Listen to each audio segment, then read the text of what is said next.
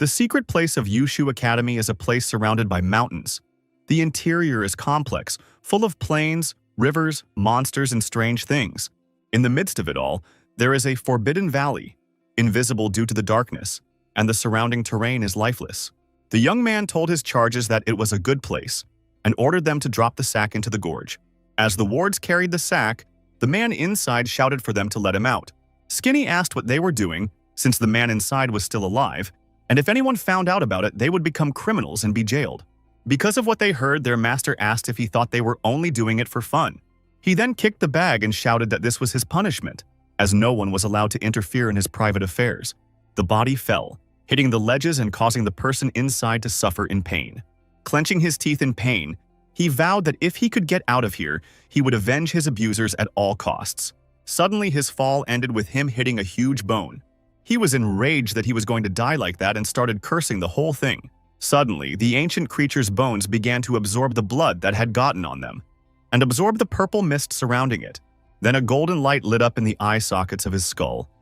After millions of years, he would finally manage to free himself. The creature promised the young man who had drunk his blood that it would help him destroy the heavens. And for that, the creature began to destroy its bones, giving the young man all its energy. Opening his eyes, Tianling wondered where he was and if he was dead. Suddenly, a huge golden dragon appeared in front of him and asked Tianling if he was awake. Tianling asked the dragon who the dragon was and why he saved him. He replied that he was a super strong dragon system, and his name was Shenlong. The system is the name given to creatures similar to him.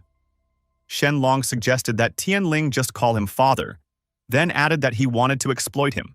Tianling asked Shenlong in what sense he wanted to exploit him. But the dragon asked him not to ask any more questions because, in the future, Tianling would still realize how important the system was. And for that sake, he would bring Tianling back to life and give him the resurrection gifts. Waking up, Tianling wondered what had just happened, as he suddenly noticed something strange and discovered that all of his meridians were completely healed. Just as suddenly, a small flying creature appeared behind Tianling and explained that this was his first gift, the path of spiritual chaos.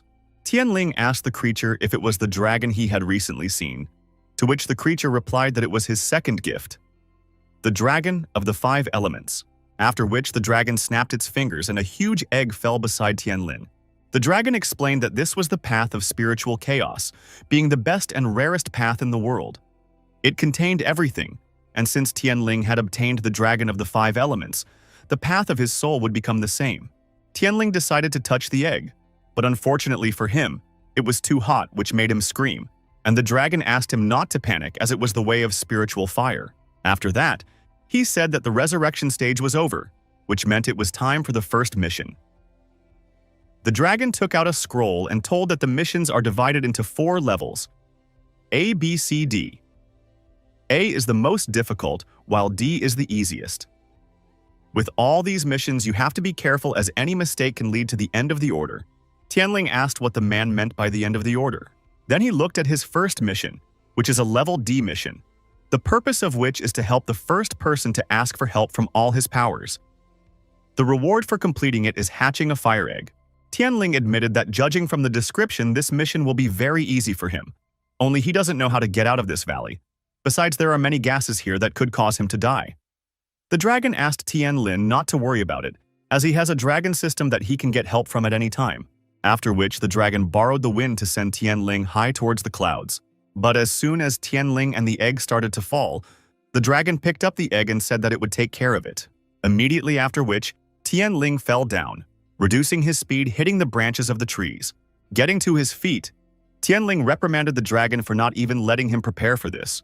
Then he began to make his way through the bushes, thinking about what kind of person he might meet in such a beautiful place. As he looked behind the bushes, he realized that he was a lucky man, as he was able to catch a glimpse of the beauty in the lake. Tianling never expected that the first person he would see would be a beautiful woman. But even though she was beautiful, she couldn't compare to his little sister from training. Teacher had promised that she would marry Tianling as soon as he turned 16. Remembering no one, Tianling vowed that he would not let anyone steal his girl. He had already realized that the man who had thrown him into the gorge wanted to harm his sister, so Tianling promised that he would crush his head with his own hands if he dared to approach her. Just as suddenly, the girl sensed someone's presence and ordered the coward to show himself now. Tianling was shocked at the thought of being discovered so easily. After all, he hadn't even moved. Suddenly, a huge bear jumped out from behind the bush where Tianling was hiding. The girl was amazed that this place harbored such monsters, which meant that her father was right in saying that the secret place of Yuhjo Academy was not so simple. The girl started to run away from the bear. It's not hard for her to defeat him, but she's naked now, and it will be bad if someone sees her like that. She reached the shore and reached for her clothes with the jade pendant her mother had left her. But the bear was quicker, and in the next instant destroyed the stone with his clothes, from which the jade pendant flew off and shattered against the stone. The bear growled loudly before finishing the girl off. Just as suddenly, Tianling jumped out of nowhere and immediately hit the bear on the head. Afterward, he asked the girl if she was okay, but all she could say was that her column had been destroyed. Suddenly, another bear, many times larger than the previous one, jumped out from behind the trees. Immediately after, the bear tried to trample the girl, but Tianling saved her by stopping her paw. Tianling shouted to the girl to stop walking towards the danger. He would have saved her himself, but it would be too impolite to touch a naked girl. The dragon told Tianlin that he couldn't leave it like that since that was the purpose of the mission, which made Tianlin chuckle, because in this rescue mission, there was no way around physical contact. While Tianling giggled to himself, the bear raised its paw and was about to attack the girl again. But at the last moment, Tianling grabbed the girl and jumped away from the bear together. The girl said that she wanted her pendant, which made Tianling wonder if she was crazy to put her pendant above her life. He wondered how expensive the pendant might be.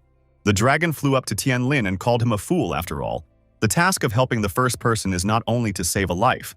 Hearing this, Tianling assumed that the main purpose of his mission was to retrieve the pendant.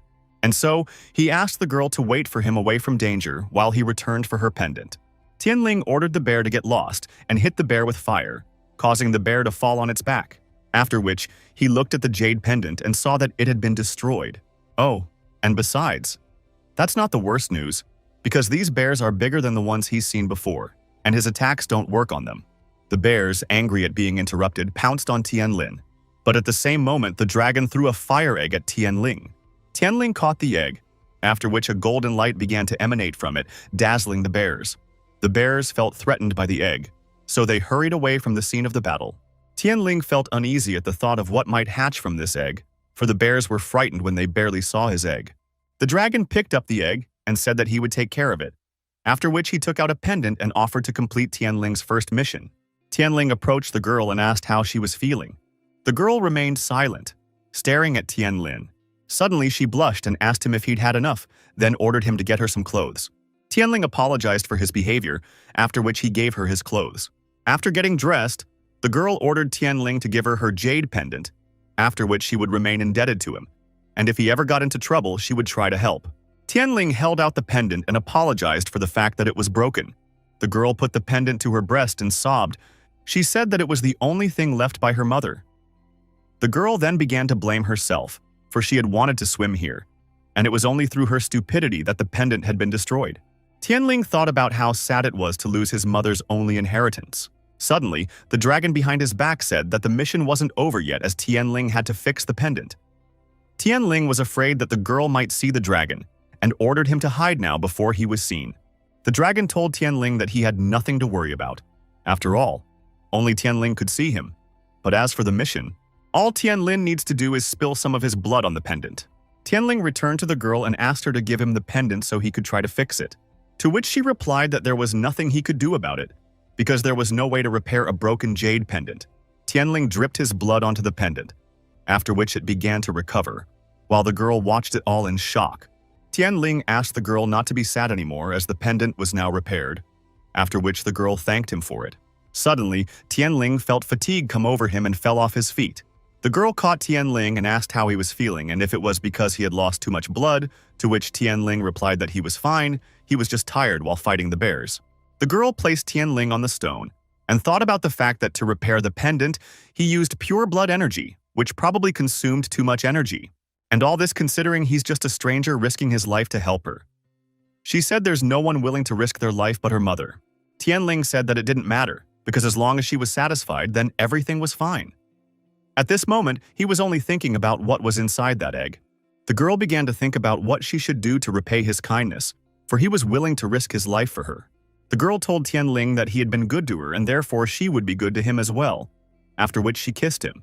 Finished with the kiss, she said she knew about him peeking while she was bathing, but she wasn't mad at him. After all, she couldn't blame the man who had risked his life for her. Suddenly, an old man with a shining bald head appeared beside Tianling and the girl, and asked the madam to return as it was already quite late. The girl immediately realized how she looked from the outside, which made her blush and flung Tianling away, and told Uncle Chen that she would come back right away. Tianling wondered why she pushed him away when she saw that old man, and whether she would deny knowing him. Afterward, he touched his lips and thought about how the feeling of the kiss was like the pure taste of honey. Meanwhile, the girl had changed into her old clothes, after which she said it was getting late, and if it was up to her, she would stay with him until morning, but now only next time. The girl said goodbye and asked that Tianling not forget her name, Zhou He Yang, which Tianling immediately gave her a beautiful name. As soon as Zhou He left, Tianling slapped his face, for he had forgotten to tell her his name. Old man Chen apologized to Zhou He, because if he didn't intervene, he was afraid that he might disturb her. Besides, he knows that her strength would be enough to deal with those monsters. Zhou He smiled and told her uncle that everything was fine. As she suddenly remembered how she had just been rescued and covered her face that was drenched in blush, she still wished she could thank him for it. Tianling picked up his clothes and smiled because of the remaining scent of Zhou He. He thought this scent was beautiful. Just as suddenly, he noticed something solid in his clothes and found a vial inside.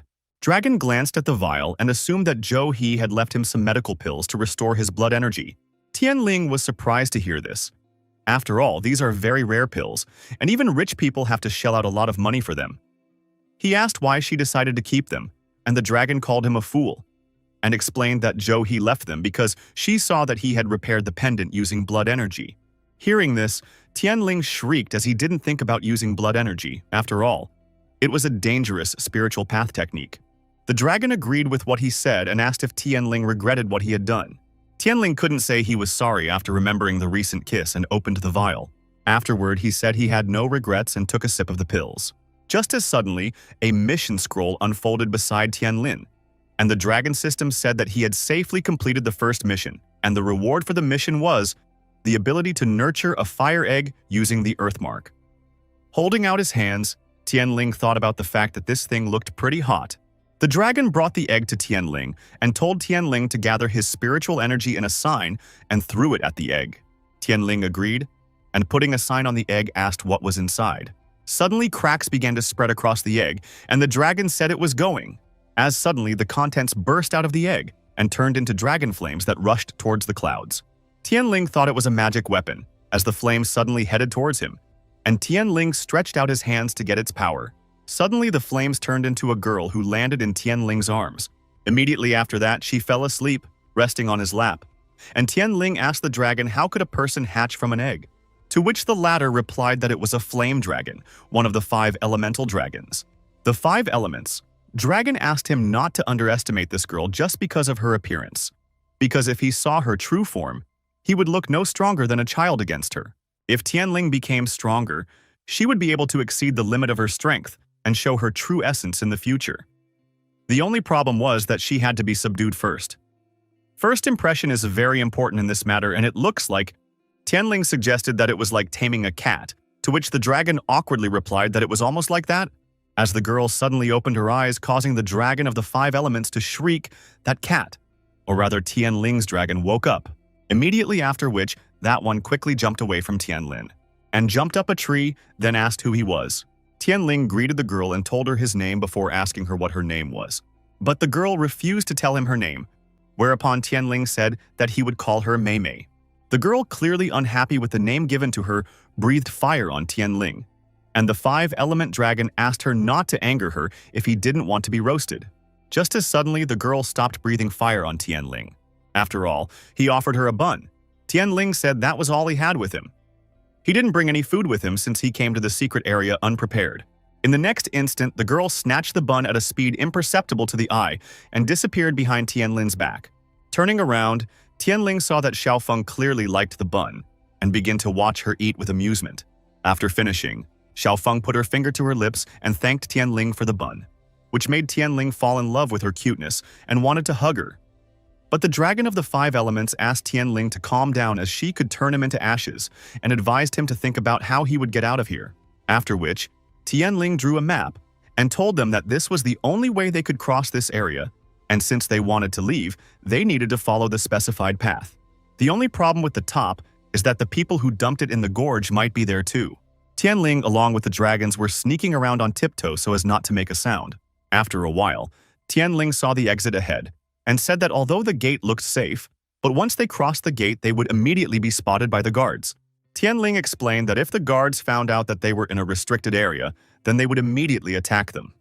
As he suddenly noticed that Xiaofeng and the dragon were hardly listening to him and asked them to be at least a little concerned about their situation, Xiaofeng looked at the rabbit sharing food with her, and that the dragon said that he didn't see any guards nearby. After that, the dragon asked how Tianlin managed to get into the forbidden area and fell into the gorge. Tianling said that his spiritual energy flows were destroyed. Then a man said that there was a flower in the forbidden area that could heal spiritual energy flows. After hearing this, Tianling decided not to give up and sneak in. After wandering around the Forbidden Valley for a while, he found the flower he needed. But as soon as he plucked the flower, he fell into the trap, whereupon he lost consciousness.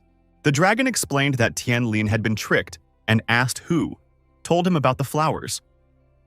Meanwhile, the goat in the bushes stared in shock as Xiaofeng ate the hare. Tianlin explained that he didn't care who it was, as he only wished to restore the flow of spiritual energy. At the same moment, a huge clawed paw appeared above Tianlin's back. The dragon shouted for Tianlin to dodge, and Xiaofeng spat out a rabbit out of surprise.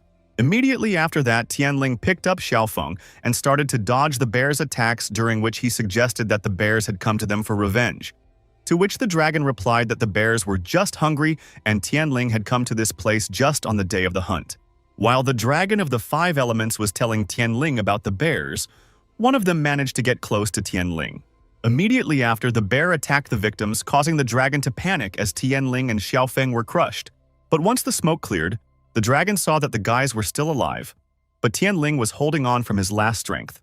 The bears were already starting to annoy him. Mei Mei told Tianling that he had just saved her life. The bear retracted his paw, after which both bears attacked with more force, as Xiaofeng suddenly hugged Tianling, causing flames to surround them. After which, Xiaofeng wrapped a dragon around Tianlin's body and ordered him to let his strength awaken. The older bear started to run away, frightened by Tianling's surging strength, and shouted to the younger bear not to stand still and run away with him, to which the younger bear replied that it was already hard for them to hunt, and there was only one person in front of them. Suddenly, Tianling appeared in their path and asked if they wanted to escape, after which Tianling destroyed the bears, unleashing the full power of fire. Immediately after that, Tianling lost consciousness and started falling down. But Xiaofeng arrived and managed to save him in time. The 5-element dragon flew up to Xiaofeng and asked where she was taking him, to which Xiaofeng replied that she was carrying him to the river, making the dragon feel uneasy. And he explained to her that she shouldn't do that, because Tianling was not only exhausted but also unconscious, and if she launched him into the water now, he would just drown. Xiaofeng was startled by what she heard and asked what she should do then, to which the dragon replied that she just needed to take him somewhere warm and safe. After thinking a bit about a warm and safe place, Xiaofeng came up with an idea. After a while, Tianling realized that he had lost consciousness and wanted to know what had happened, after which he stood up and said that he felt tired. At the same moment, Xiaofeng was humming contentedly beside him. Suddenly, Xiaofeng exhaled a flame at Tianling, causing him to finally wake up. And after getting a little burned, he started yelling at her for it. He asked who told her to do it and if she wanted to fry him, and also asked why she put an apple in his mouth, to which Xiaofeng defensively replied that the fat dragon ordered her to do it. The angry Tianling clenched his fist and turned towards the laughing dragon. After receiving a lesson for his words, the dragon admitted that he hadn't said anything like that to her, and in fact Xiaofeng had just misunderstood everything, and so he suggested forgetting about the incident. But Tianling only hummed, not intending to accept what had happened, and a silence hung in the air. After that, he began to think about how they could get out. The change of guards would last only a few seconds, with which they would be able to escape from here, but the sun would soon rise, and this plan could only be executed with the onset of darkness. After which, Tianling ominously grabbed the dragon and asked about how he managed to defeat the bears, since he had never seen such strength before. The dragon explained that it was all because Tianling and Xiaofeng were 100% emotionally compatible, through which he was able to unleash the dragon's power. He then explained that they should not continue to use the technique because if they could not defeat the opponent with it, they would simply die due to the complexity of the technique and the strain on their bodies. Tianling said he had figured out how they could get out of here and pulled out a rescue mantra. The Yuhjo Academy building is a palace surrounded by dozens of miles of mountainous terrain. The entire academy has tens of thousands of students, but this incredibly vast school is considered the weakest, all because Chung asked his mentees not to worry, because the strength of the academy is the strength of its master and students. The master is retiring, and he will need a successful student like Chung to increase the power of the academy. The fat man agreed that Brother Chung was strong and invincible, but asked him not to forget about the missing student, because he was famous throughout the academy, and probably the master would want to find him. Chung slapped the fatty's cheek and called him a fool because that guy was dead and his bones had shattered, making it useless to search for him. Just as suddenly, a blue circle of salvation mantra appeared beside them, and within the circle was Tianling. Tianling realized that things were bad, and it was all because he couldn't control the location of movement when he used the escape mantra. Chung stared at Tianling in shock, and the underlings ran away, shouting about the ghost. Tianling thought it was strange. After all, these guys should have asked how he got here instead of running away, thinking he was a ghost. Chung complained at Tianling for making another joke and advised him to stop having fun and focus on training. Just as suddenly, Tianling remembered the voices of those who had dropped him in the gorge, and realized that the voices of the three were converging with them. Hiding his anger, Tianling knocked Chung's hand away and thanked him for his advice.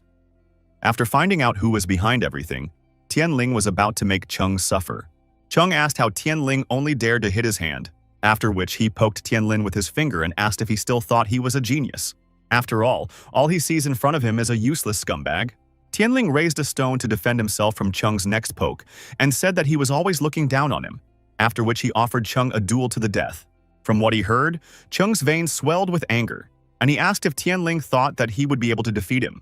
Tianling said that in 3 days, there would be a duel in which the winner would not be responsible for the defeat and death of the opponent. The angry Chung couldn't help but accept the challenge, and told Tianling that he had asked to die himself. Just as suddenly someone came to the commotion and asked what these two were doing here. It was the master's daughter, Xiaolu, who Tianling liked. Chung stood in front of Tianling and told Xiaolu that she had come just in time, as this boy wanted to fight to the death on their wedding day, so she should come and personally see Tianling die. Tianling asked why Chung was talking about his wedding. After all, Xiaolu can't marry such an unworthy man. Xiaolu ordered Tianling to shut up. Then she hugged Chung and asked Tianling not to annoy Chung anymore, as she was content to be married to him. Besides, her marriage with Chung had been made known to the entire academy. She reminded Tianling that he was absent yesterday when her father was announcing the wedding. Tianling remembered that he couldn't come yesterday since he was thrown in the forbidden area, and realized that something was wrong. After all, the master couldn't just agree to the wedding so easily. Tianling approached Xiaolu and asked if she was joking. After all, there was no way master could marry her off to a scoundrel like Chung. Xiaolu slapped Tianling for coming closer. Afterwards, she said that the master had always wanted them to get married. Tianling assumed that Chung was behind all of this. Otherwise, how could little sister even like someone like Chung? He then promised Chung that he would show his true face to the entire academy so that everyone could see what he was really like. Chung advised Tianling to keep his mouth shut until he had some evidence. Otherwise, he promised that he would cut out Tianling's tongue before he could utter a single word. Tianling said that they would still see who would come out victorious, and was about to leave when Xiaolu suddenly asked him to wait. After which, Xiaolu smirked and reminded Tianling that 3 years ago, his meridians were damaged, causing him to become useless. Hence, she thought that Tianling's family would visit him in 3 days. I mean, somebody's got to take his dead body. Tianling was angered by Xiaolu's words and roared that she was his enemy from now on. Xiaolu advised Chung not to feel sorry for Tianling. Otherwise, Tianling would strike him, and everyone around him would be upset. Chung then asked her not to worry about it, because without his meridians, Tianling was just trash, and they didn't need to worry about such things. After returning home, Tianling decided that since his sister was happy with what was happening, it was his duty to show his strength to the master and the others. Suddenly, the dragon came back to him, and he came back with good news because Tianling had a new mission. This is a level D mission to get the underwear from the girl he recently rescued. The reward for the quest is a paper upgrade amulet and a book of techniques for the fire dragon, one of the dragons of the 5 elements. Tianling snapped back, saying that he had more important things to do and that this was not the time for such boring tasks. After all, he had to improve his meridians to fight a bastard in 3 days, The dragon explained that Tianling could train at any time, but he couldn't complete the task at any time because he only had 2 hours to complete the task. If he didn't complete the task, he would be finished, and then he won't have a chance to get revenge or anything. Tianling admitted that he didn't know where that girl was now and asked how he would find her. The dragon said it was easy and snapped his fingers. After all, that girl is currently in the palace of Yuhjo Academy. Tianling showed the dragon his middle finger and asked why he hadn't said this before. The dragon said that they had no time to talk and started pushing Tianling towards the exit of the house, during which Tianling asked where the dragon girl was now, to which the dragon replied that he had left her in a safe place and asked him not to worry about it, the guest room of the palace. Tianling complained to the dragon about the stupidity of the task and asked who he was to steal underwear from Zhou Hiyang. The dragon offered to start by looking at the room inside and punched a peeking hole, which made Tianling uncomfortable and asked if the dragon was going to peek at her. The dragon asked why Tianling didn't want to peek. After all, there was a beautiful young girl with a lovely body inside. Tianling couldn't resist and agreed to look inside, but the dragon must be silent. Zhou Hiyang said to herself that she had arrived at the academy last night, and she had stayed up all night without anyone knowing, because of which she thought that the master didn't care about anything, after which she started to undress.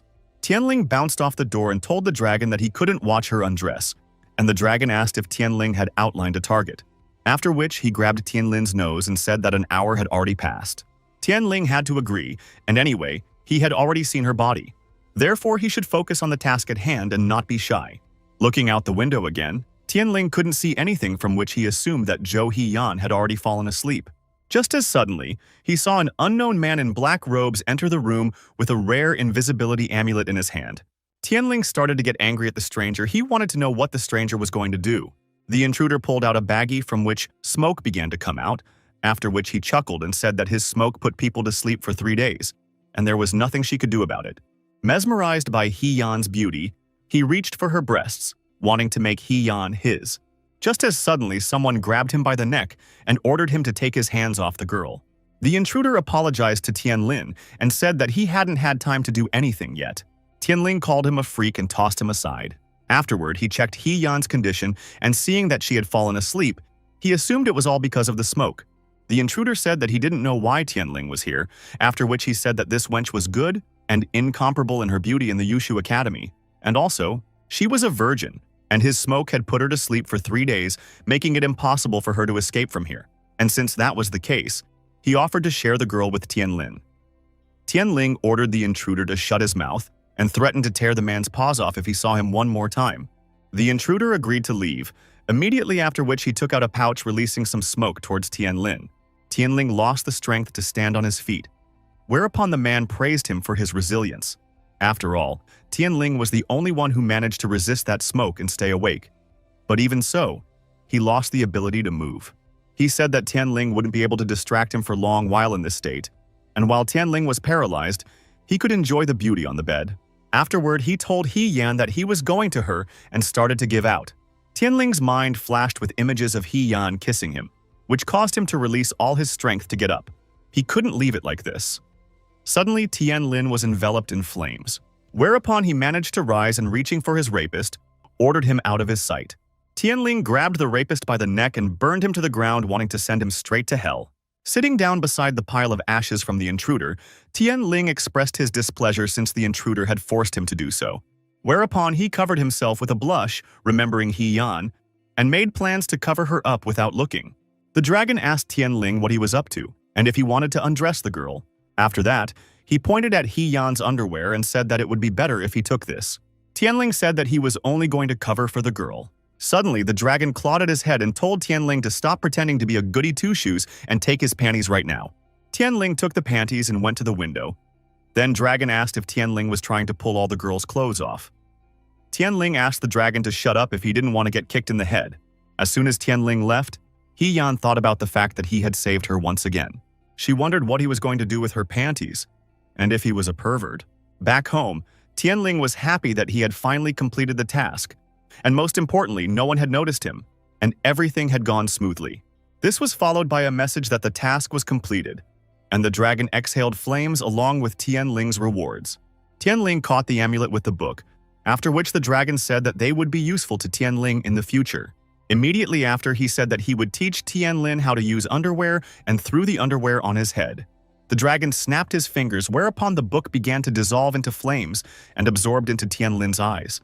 Tianling asked what was happening to him, to which the dragon replied that the fire dragon art connects with his meridians.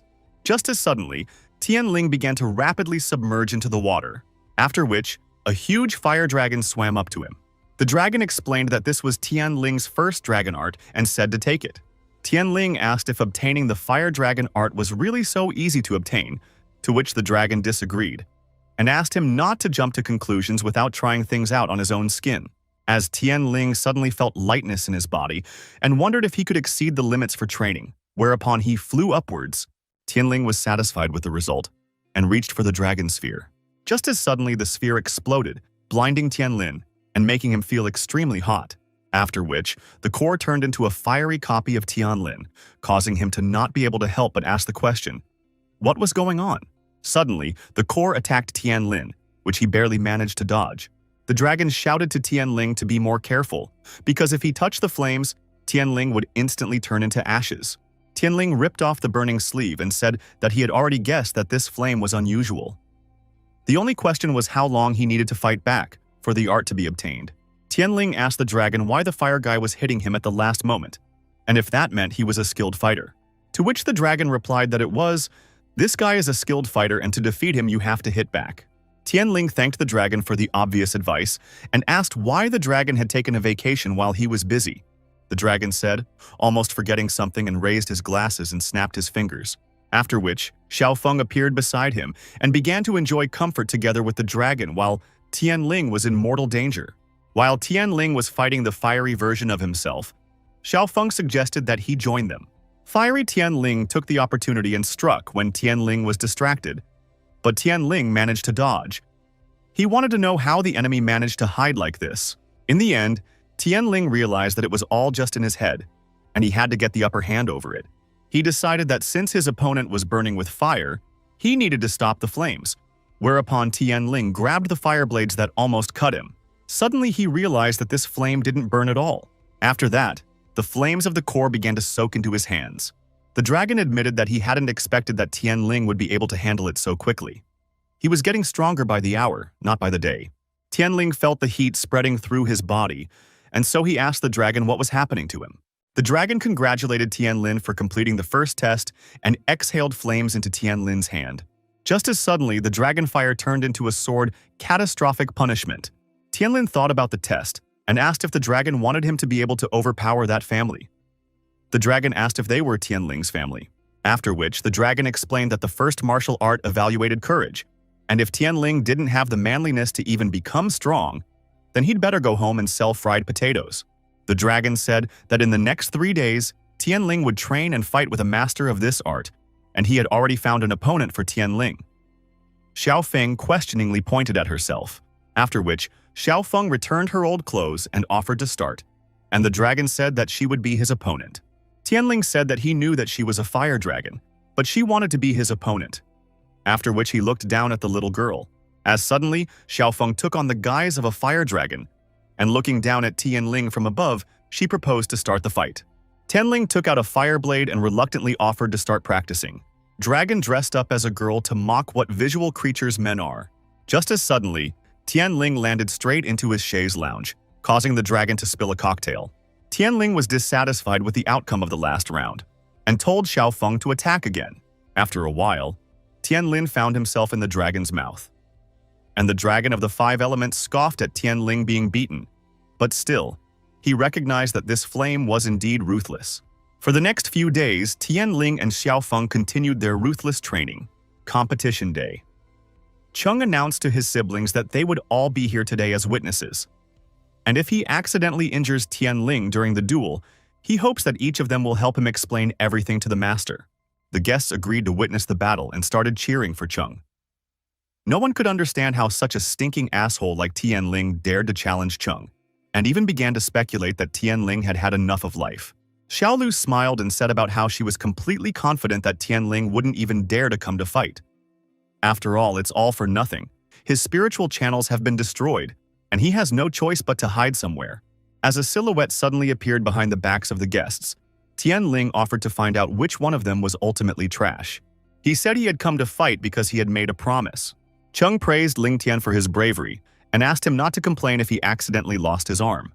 Tianling asked not to be intimidated. After all, the two of them had already volunteered to duel to the death, and he didn't need Chung's feigned sympathy. To which Xiaolu replied that only someone who can't see the good in people is unworthy. So now, Tianling would get what he deserved. Chung stopped Xiaolu and asked him to stop talking, for it was time for them to start the fight. After that, Chung and Tianlin entered the ring, and Chung promised that he would try not to beat Tianlin to a pulp. The winner would be the one who would stay in the ring the longest.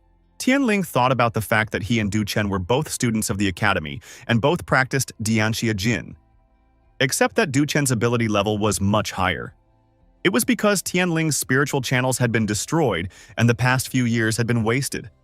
The only way to win was by surprise. Du Chen said that he knew that after Tianling's spiritual channels were damaged, he was stuck at the 3rd level without making any progress. And to be fair, he has something to say. Immediately after, Du Chen attacked Tianlin, shouting out that his Dianxia Jin had reached the 5th level. Tianlin managed to dodge Du Cheng's attack, but where he stood, the ground was destroyed. Du Chen then asked Tianling to show all he could and attacked again. Tianlin realized how viciously Du Chen had acted, for he was trying to take his life. Du Chen said that Tianling was just a lowlife, and now the day of his death had come. After which, Du Chen attacked Tianlin again, but the latter dodged. Tianlin shouted that Du Chen would be ruined by his arrogance and punched the one, but Du Chen managed to block the punch. Du Chen admitted that he was curious how Tianling would get out of it next time. Tianling decided that he had already hardened himself enough to endure this. His soul had suffered enough, and he should finish it as soon as possible. Tianling called for a catastrophic punishment. Du Chen asked if this technique belonged to Tianlin, and if he had learned it himself as a genius, or if he had simply stolen it. Tianling rushed towards Du Cheng and shouted that he had achieved this because of him. One of the spectators wondered if Du Cheng could handle it. Another remembered that Tianling's spirit channels had been destroyed, and a third shouted that Tianling was just a pretender. Unwilling to listen to them further, Xiaolu ordered everyone to shut up since this weakling wouldn't be able to harm Du Chen. Du Chen said that Tianling was naive if he thought he could win so easily, and dodgingly hit the one on the arm, from which Tianling lost control of it and dropped the fire sword. Du Chen agreed that the stronger the martial art, the better, but it was more important who used it. However, he had to admit that while avoiding attacks, Tianling had done a reasonable job of strengthening his waist and abdomen to move freely. Xiaolu started cheering for Du Chen and asked him to kill Tianling, and the girls next to her blushed at how tough Du Chen was. Tianling thought about the fact that he could kill Du Chen with a single strike, taking advantage of Du Chen's opening, except that he was too quick to react. And the worst part was that his right arm was completely numb. Du Chen told Tianlin that he didn't intend to play with him anymore and was going to put an end to it, then approached him to attack. Tianling asked who Du Chen had him for since he thought he would fight at the 5th stage like him. Immediately after that, Tianling called out a catastrophic punishment, stopping the blade at Du Chen's neck, and asked him not to forget that he was a genius. Everyone was amazed that Tianling had defeated Du Chen. Just as suddenly, something landed between Tianlin and Du Chen. The master asked the students why they thought they could fight to the death in a contest of brothers. The master complained to the underlings called his students. He wanted to know if they wanted to undermine his authority in front of the whole school. Du Chen pointed at Tianlin and said that the latter had challenged him to a deadly duel because he was dissatisfied with the engagement between him and Xiaolu. Master asked if it was true that Tianling was the one who challenged Du Cheng to a duel. Tianling admitted that it was his fault for not being able to contain his emotions, and was willing to accept his punishment for what had happened. But Tianling didn't say that after Xiaolu's action, he no longer wanted to have anything to do with her. Since Tianling's spiritual channels were destroyed, the master decided to marry his daughter to Du Cheng. Unexpectedly, but Tianling's lost spiritual channels were restored, and he was just now able to use martial arts against Du Cheng. If Tianlin's talent was revived, it would only be a matter of time before he was allowed into the temporary palace. Du Chen himself is older, and his potential has almost reached its limit, and he is unlikely to become much stronger. Tianling, on the other hand, has a good chance of becoming famous throughout the entire Middle Kingdom. Du Chen thought about the fact that Master was pondering about how he would punish Tianlin, and he hoped that the latter would get hurt a lot. Master said that since Tianling was so serious about his daughter that he was even willing to fight to the death for her, he made the decision to break the engagement between his daughter and Du Chen. Du Chen and Tianlin were astonished by what the master said. Tianling said, "That's not exactly what he wanted." Suddenly, the master ordered him to be silent and told him that he would only give away his daughter to the strongest student. After which he told me that the entrance exam for the inner school would be held in 3 months, and the one who passed the exam better would become his daughter's fiancé. Tianlin decided not to think about it anymore. After all, he still wanted to enter there. And if he wanted to become the strongest in the entire Middle Kingdom, then entering the inner school would be a logical step along the way. And after passing the exam, he could just give up the engagement. Du Chen was furious, after all. It was only because of Tianling's displeasure that his engagement was thwarted. All this time, Zhou Hiyang was hiding behind the pillar. She was wondering if it was true that Tianlin liked the master's daughter so much. Uncle Chung advised Madam not to waste time on jealousy, and to see Master Lu as soon as possible. He Yan asked who was jealous, then added that she was not jealous. Master Lu told Du Chung that he could go. Just as suddenly He Yan and Chung came over. As he left, Du Chen pondered over the identity of the guests. The girl clearly didn't look like a commoner. He even assumed that she was a representative of the 10 great schools of the Celestial Empire. Master Lu apologized for keeping the guests waiting. Zhou Hiyang assumed that Master Lu already knew the purpose of their visit, to which the latter replied that she thought rightly, and told him that they had already reported their interest. But even so, he should tell them that those remains are just a pile of bones, and there is no power circulating in them. It's just a lifeless skeleton of a monster. Also, he assumed that they would want to see for themselves. There's an order from on high. This is not an ordinary case, so a thorough examination of the remains is mandatory. Uncle Chung asked Master Lu to accompany them to the remains. At the same time, Tianlin's room. Ever since Tianlin's body had acquired a fiery spiritual core, the cultivation process had noticeably accelerated, but he still felt that it was insufficient. In order to enter the inner school, Tianling needs to develop Dianxia energy to the 7th step. But right now, he was only at the 3rd step. The dragon tapped Tianlin's head, causing his tension scale to rise, and said that he was surprised that all the disciples were mastering Dianxia energy, because it was a serious technique. Suddenly, Xiaofeng ran up to Tianling and asked if he had anything to eat, causing Tianling's tension scale to reach its limit. And he asked the dragons not to disturb him, and told them that the Dianxia energy technique was taught in the D sub-school. Yuhjo school is divided into 4 sub-schools, A, B, C, and D. A and B are internal, while C and D are external. That said, Dianxia energy is inferior to the moon coolness technique taught in sub-school C. With moon coolness, one can absorb moonlight, thereby speeding up cultivation. The 5 elements dragon bit Tianlin and explained that the Dianxia technique was very ancient and often only passed down through inheritance.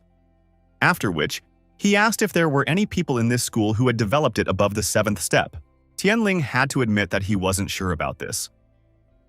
After all, Dianxia energy was only developed to the 7th step to enter the inner sub-school, and after entering, no one continued to develop it, as other techniques were learned there. The dragon began to brush his teeth and explained that it was not surprising that such fools could make a pile of garbage out of a mountain of gold. And it was not worth it for them to ruin a good technique. In that case, he presented Tianling with a new task. The D-level task was to develop the Dianxia energy technique to the 7th step. The reward would be the Secrets of the Supreme Dianxia. Tianling asked what these Secrets of the Supreme Dianxia were, to which the dragon replied that the Secrets of the Supreme Dianxia were the real Dianxia, near the secret place. Master Li led the guests to the secret place and pointing towards the gorge said that the remains were at the bottom. But after a few moments, all 3 were shocked. After all, the dragon skeleton in the gorge had suddenly disappeared. A month later, the 5-element dragon cheered for Xiaofeng, saying that he would do well, after which Xiaofeng exhaled flames onto the fish, and the dragon praised her as the fish was fried just right. Xiaofeng inquired whether to be Lin Tian's fried fish. As a last resort, they could at least leave him a couple of frogs.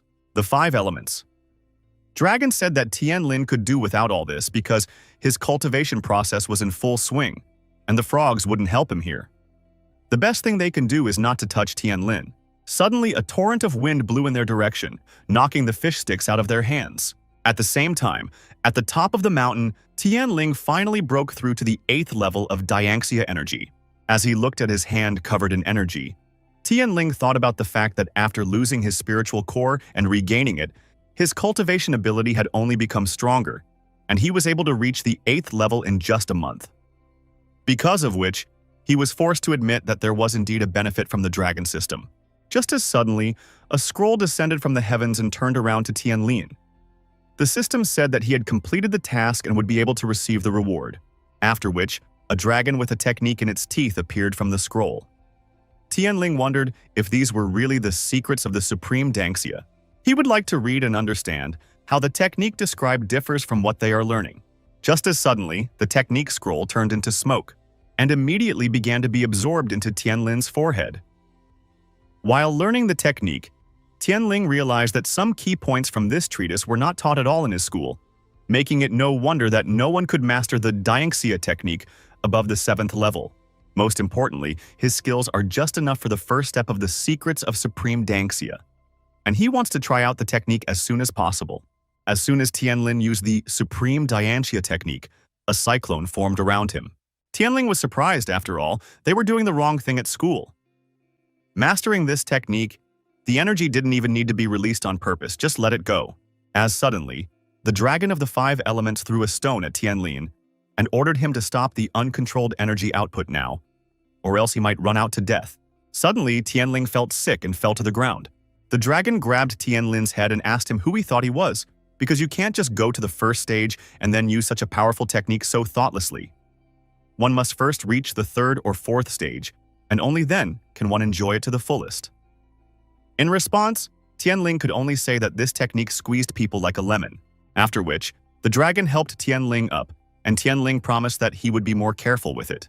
Suddenly, Xiaofeng shoved a bite-sized fish into Tianling's mouth and said that she had saved it especially for him, after which she stroked Tianling's head and he thanked her for her kindness. Masters. Zhou Hiyang said that she had been here for over a month, but it was all to no avail, so they would have to return empty-handed and report back to the management. Master Lu said that the disappearance of the dragon remnants is really unexplainable and explained that they are doing their best to find them. The search is under his control. Uncle Cheng then suggested that the remains had been stolen by someone and they needed to find the culprit as soon as possible, otherwise there would be consequences. Walking outside, Zhou Hiyang wondered who could have stolen the remains. After all, there was no great power or even disciples with serious skills in this place. Uncle Cheng asked Madam if she remembered that guy because they had met him in a secret place that day, which meant he was under suspicion. But Zhou Hiyang immediately refuted this option, saying that it was simply impossible. Then she blushed and said that she meant that he was a good man, and besides, he wasn't so strong that he could drag away the skeleton of a huge dragon by himself. Looking at the flushed madam, Uncle Chen could not agree that she was right. Suddenly, they felt a flash of energy on the mountain. Uncle Cheng was interested in this because it was like someone had reached the 8th stage of Danxia energy, and he wondered who in such an establishment was capable of such a thing. Chu Hiyang had an idea that it could be that guy, and so she asked her uncle if she could go see. Meanwhile, in the mountains, Tianling finished the fish and told Xiaofeng that it was the most delicious fish he had ever eaten. Then the dragon added that it would be even tastier if he chewed it instead of swallowing it whole. Suddenly, Tianling heard footsteps behind him, and then the girl said that according to the master, someone was able to reach the 8th step of Danxia energy, and she had come to see it. Xiaolu asked what Tianling was doing here, and he asked why she cared. Xiaolu said that a person who had reached the 8th step in any way could not be Tianling. Tianling asked why she felt that way, to which Xiaolu replied that he should think about it himself, as he had neither a noble background nor a normal spiritual core. After which she asked if he really thought he could defeat Ducheng, because if his father hadn't intervened, Tianling would have been a corpse. To which Tianling replied that it's not like that, and in fact, the master saved Ducheng. Xiaolu demanded Tianling to shut his mouth as he is not worthy to talk about Ducheng, and she also wants Tianling to know that she would never marry him. Tianling asked if she really thinks he needs her since he wouldn't take her for nothing. Hearing this, Xiaolu became angry, causing a vein to swell on her face, and she said that he was a bitch. Then she made a fist and shouted that he was dead. But suddenly, Xiaolu's fist was stopped by someone, while Xiaolu was trying to understand what had happened and who this girl was. Zhou Hiyang asked Tianling if he was a person who had reached the 8th step, after which she hugged his arm and admitted that she had realized from the beginning that he was gifted, and she was sure that reaching the 8th step was far from the limit for him. Tianling asked how she ended up here.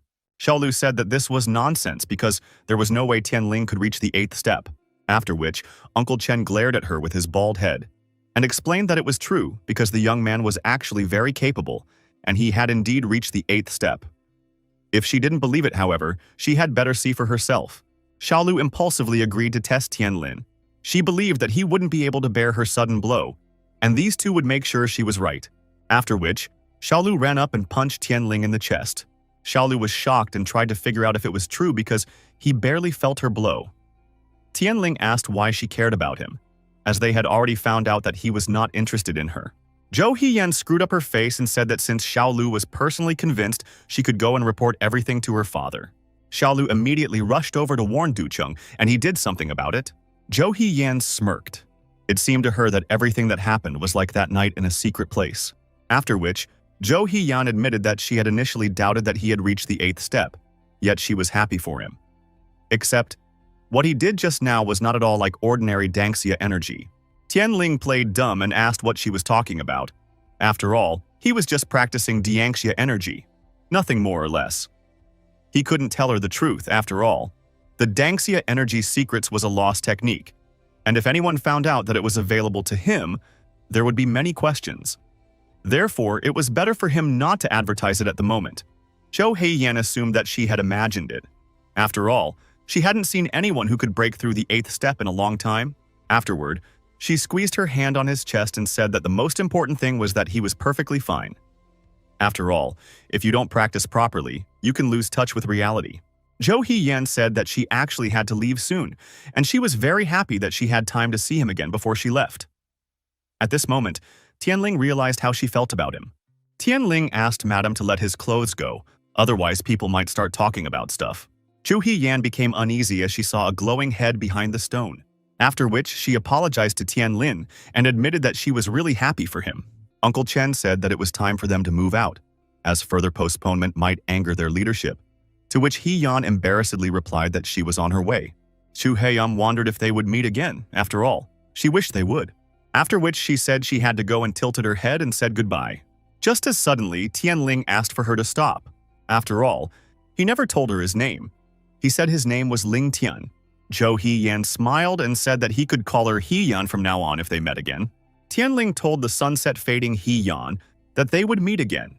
The dragon on Tianlin's head smoked and complained that the place reeked of future relationships, from which Tianlin asked if he had been eavesdropping all this time. The dragon asked if Tianling thought he was willing to listen to all of this, because if he didn't need to give out tasks, he wouldn't even approach him. After which, the dragon of the 5 elements took out a scroll with Tianling's new task. This was a C-level task, the goal of which was to win first place in the inner sub-school entrance exam. The reward was a treatise with the techniques of practicing the movements of the secrets of the Supreme Dianxia, and 20 Draco points. Tianling admitted that he understood what practicing moves was, but he didn't know what Draco balls were, to which the dragon replied that they were the points he scored, which were then. The dragon lit his cigar again, and said that he wouldn't tell about the Draco balls until Tianling scored 100 points. Tianling said that it all sounded too murky after all. He didn't even know if he needed it. The dragon hit Tianling on the head and asked what he was carrying and threatened to gnaw him alive for saying such words. Tianling asked the dragon to stop as he was bleeding. After that, the dragon decided to show something to Tianlin to dispel his skepticism. He had recently added new features to the system, after which he showed Tianlin the version 1.0 multiple-choice task system. Tianlin had 3 D-level quests in front of him, and he could get 5 dragon points for each one. The first task is to level up the secrets of the Supreme Dianxia to the 2nd level. Reward: 5 Draco balls and a dragon badge. Second quest: find the missing cat. Reward: 5 Draco balls and a dragon sticker. Third task: exchange knowledge with someone from the school. Reward: 5 Draco balls and a dragon sticker. Tianling asked what the other cards and stickers were, to which the dragon replied that it was the dragon's signature merch and added that everyone liked merch. Tianling skeptically asked who liked it. Just as suddenly, Xiaofeng pushed him aside and shouted that she needed more stickers and cards. While Xiaofeng was chasing after the merch, the dragon revealed that even after completing the C-level task, Tianlin would still have to get his Draco Balls up to 100 with D-level tasks. Tianling asked if all the C-level tasks were so difficult. After all, the competition in the exam would not be easy, and there were already a bunch of disciples who had developed Dianxia energy above the 6th level. After that, the dragon took out his branded laptop and said that there were no good students in the D sub-school, so Tianlin had nothing to worry about. But the students of the C sub-school were the dark horses. Tianling realized that his intuition didn't fail him since there would be such strong opponents among the disciples, and Xiaofeng took the points from the dragon. Suddenly, one of the female disciples came up to Tianlin and said that the master was calling him. He already knew that Tianling had reached the 8th step, so he wanted to discuss his prospects in detail. Tianlin felt a little uneasy at how quickly the rumors were spreading. In a dark alley, Tianlin asked the girl why she brought him here, to which the woman nervously replied that the matter was rather delicate, and the master wanted to discuss it discreetly. Suddenly, a click was heard, and a trapdoor leading into the darkness opened beneath Tianlin. Tianling said that they could think of something harder if they wanted to get rid of him. He then began bouncing off spikes and off walls, making his way to the exit, as he suddenly noticed a strange glowing object in the sky. This was the master's glowing pouch, from which stones immediately began to fall. The person watching this hoped that Tianling would definitely die this time. The fat man said that if Tianling survived again, Du Chen would kill them, to which the skinny man replied that Tianling was definitely dead. After all, it wasn't just because the master's daughter had given them the magic pouch. Considering the size of the boulders, no 8th level would be able to survive something like this. Fatty felt a bit regretful because of Tianlin's death, because now they wouldn't be able to find out how he managed to excel in Dianxia energy. Skinny wondered why he had decided to talk about it because he couldn't just play nice after what they had done that night. They're already tied up and there's no turning back. Moreover, they don't need Dianxia energy because they can just wait for Du Chen to become the new master and put them somewhere even without Dianxia. Just as suddenly, a shout of flaming sword was heard from the room below the boulder, immediately followed by an X-shaped cut on the boulder. Tianling chopped the boulder and shouted that they wouldn't kill him so easily. Du Chen's henchmen were shocked that Tianling had survived. Fatty used a magic pouch. The latter then started shooting stones at Tianling, but Tianling easily cut them down. Seeing this, the skinny man started begging for mercy, shouting that Du Chen and the master's daughter were to blame for everything, and that he himself didn't care about Tianling. Suddenly, Tianlin realized that it was the same voice he heard before he was thrown into the gorge. This person was afraid that they would be accused of murder if Tianlin's death was revealed. Tianling got angry and attacked the guys, shouting that their fears were justified, because now he knew everything. Then the rumble of an explosion rumbled through the neighborhood, and in the place where there were 2 people, only a sack was left lying there. Tianling was astonished to find this pouch. After all, Master always carried this pouch with him, and Ziyan couldn't just steal it. This could only indicate that Master Lu. Just as suddenly, Tianling felt someone watching him. The girl reported to Du Cheng that the master pouch was in Tianling's hands, which made Cheng angry. But the loss of the pouch was only half the trouble, for brothers Mo and Mu were also. Du Cheng ordered not to mention these 2 cretins in front of him anymore. He would personally meet with the master and tell him that Tianling had stolen the pouch. After searching the room, Master Tianling would not be able to justify himself. But Ziyan immediately protested because she had personally asked her father for the pouch, and if they went to her father, he would reveal their plot. If they went to their father, they and even their father would be in trouble, so it was better not to rush into this decision. After a while the dragon and Xiaofeng were enjoying their snacks, Tianling, who was sitting on a tree, shouted that he had found what he was looking for. After all this time, he found the missing cat listed in the assignment. The dragon said that the D-level task was completed and awarded Tianlin 5 Draco points, then tossed up a dragon sticker, which was immediately caught by Xiaofeng, who was happy that she had more merch. Tianling told the dragonkin that he had finally collected 100 Draco Balls and asked what he was collecting them for, after which the dragon asked Tianlin to look, and a woman composed of water appeared in the air. The dragon immediately dispelled it while apologizing for the slight spoiler and showed Tianlin the answer to his question, after which the interface of the store for Draco Balls appeared in front of Tianlin. There were 5 types of items: pills, techniques, items, treasures, and spells for both humans and dragons. Tianling asked if he could acquire something, but the dragon shouted for him to stop. After that, he took out a book and explained that first, Tianlin needed to think carefully about what he needed now. because every time he opened a window with product categories, 1 Dracobolt would be spent. At the same time, the prerequisite for opening was to have 100 Dracoballs, which meant that he could only open the store once now. Tianling said that the exam would be in 3 stages, and in order for him to pass all of them, he needed to develop his own strength. After pondering about it in his ear, Tianling made his choice. The dragon found Tianling's choice quite interesting and triggered the exchange, Du Cheng's room.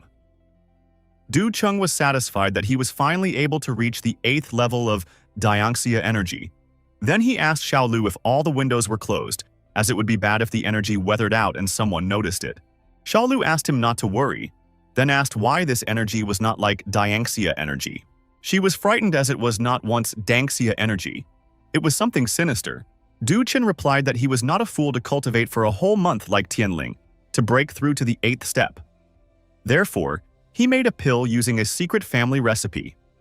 He could use it to expand the boundaries of his abilities in no time. Xiaolu's eyes glistened, and she asked why she hid this pill before. Then she demanded that he give her the pill right away. But Du Chen hid the pill and said that it was not a toy for her. Xiaolu became furious and reminded him that they would be getting married soon, and yet he wouldn't even share a pill with her. Du Chen explained that it wasn't about his greed, and Xiaolu demanded a response from him. After which the veins on Du Cheng's face ballooned, and he explained that this pill had terrible side effects, and if used inappropriately, a person can be torn from the inside out.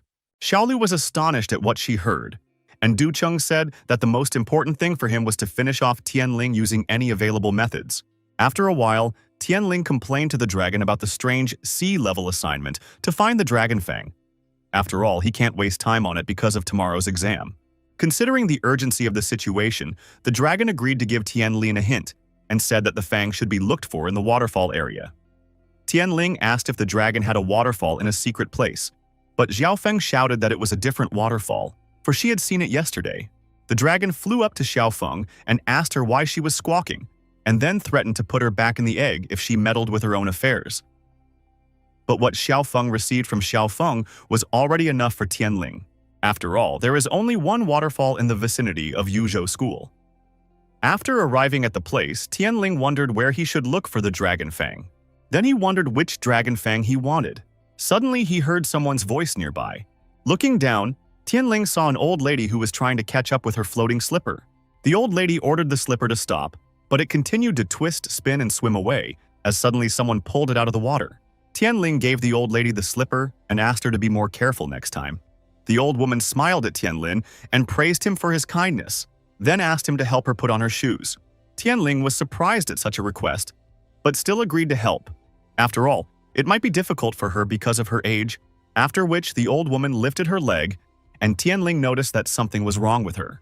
Looking up higher, he saw a girl shrouded in mists, who immediately began to praise him for his bravery, deference, and courtesy. After which, she said that the object of Tianlin's search was behind the waterfall and immediately dispersed. Thinking over what had happened, Tianling assumed that he had just met a sky dweller. Tianling entered the cave behind the waterfall and saw a huge fang, as a dragon suddenly appeared and immediately threw a small blue ball at Tianling, after which he admitted that he didn't expect that Tianling could complete the task so quickly. Tianling asked if this ball was an incubation seed.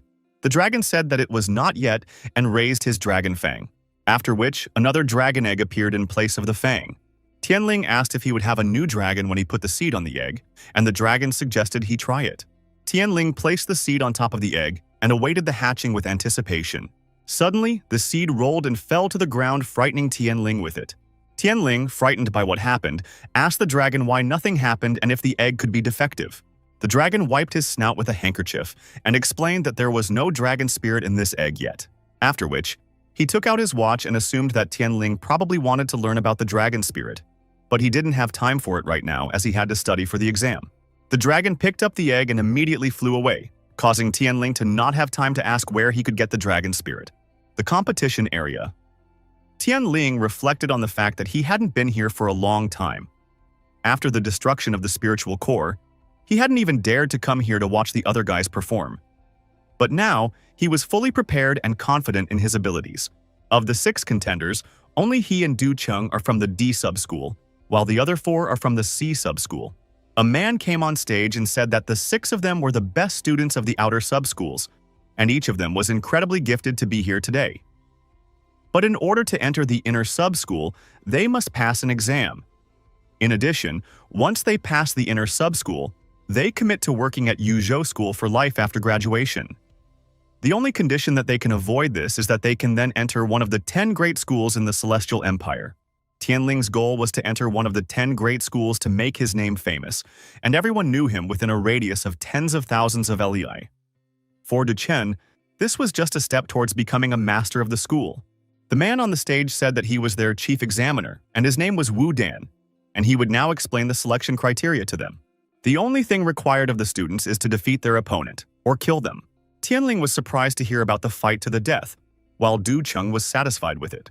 Just as suddenly, Wu Dan relaxedly asked if they were scared, because what really mattered to them was getting his approval, and they didn't have to worry about the rest. Now they would proceed to the draw. He asked if they were ready to draw the name of their opponent. Tianling was surprised to see the name on his plaque, after which Du Cheng showed Tianling's nameplate and said that they would resolve their differences today. Xiaolu was happy with the outcome, as the first fight was decisive and Tianling has no chance against Du Cheng and his secret pill.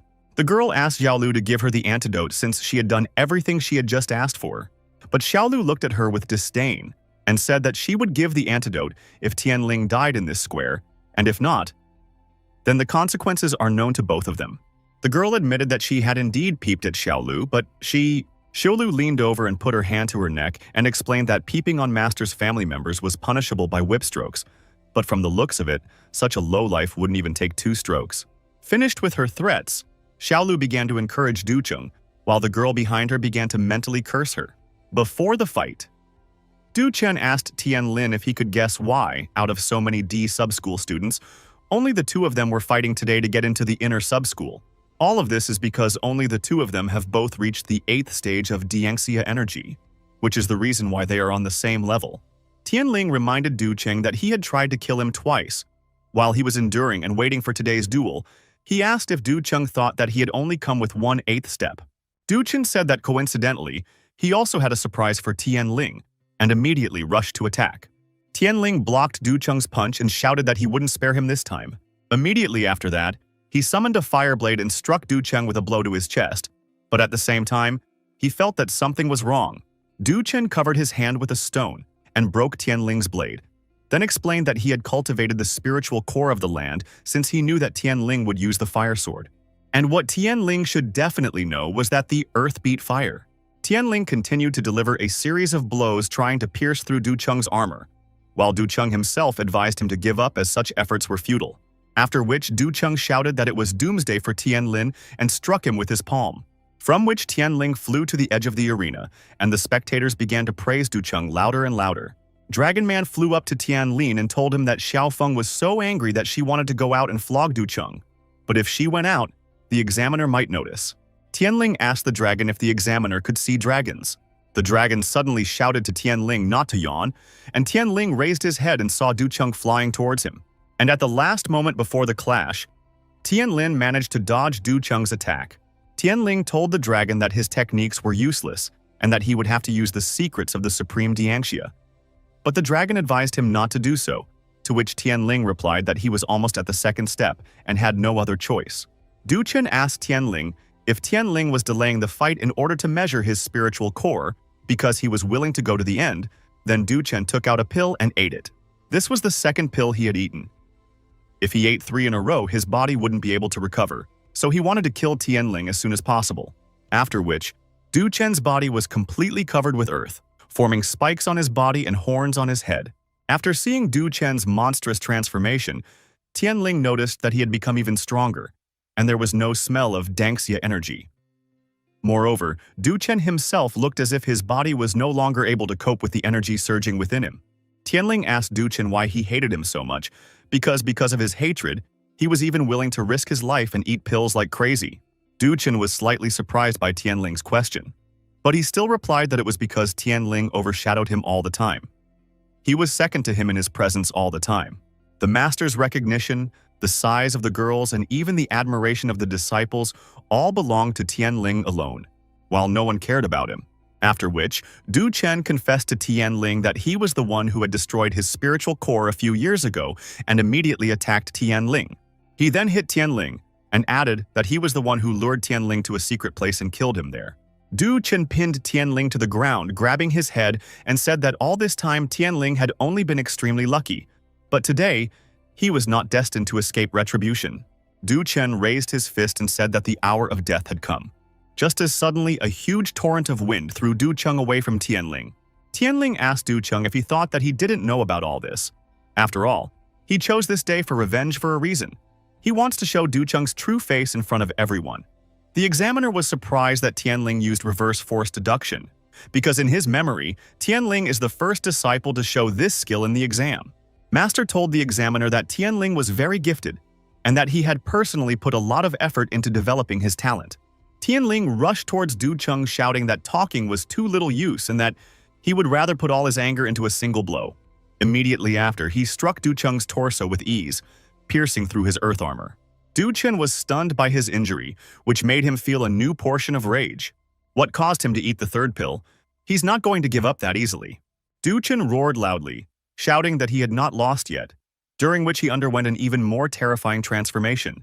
Tianling realized that his affairs were bad, for Du Chen still had the strength to fight, while there was no strength left in his spiritual core to continue fighting. Just as suddenly, the water silhouette of a girl appeared behind Tianlin, and the dragon said that the time had come. He ordered the Lord of Lakes, Lord of Rivers, Dragon Spirit to awaken, immediately after which the dragon egg cracked and opened, surprising Tianlin. The Lake Lord immediately transformed into a water dragon and attacked the shocked Du Cheng. The attack hit the target, surprising Wu Dan, who almost immediately pulled out an umbrella to avoid getting wet. Tianling looked at Du Cheng in surprise, after which he said, Tianling shouted that he had defeated Du Cheng. Wu Dan said that this technique was quite curious, and even reminded him of something. But Master Lu immediately admitted that he had not taught Tianling anything like this, and that it was all Tianling's own merit, so he asked him to take it into consideration when judging the fight.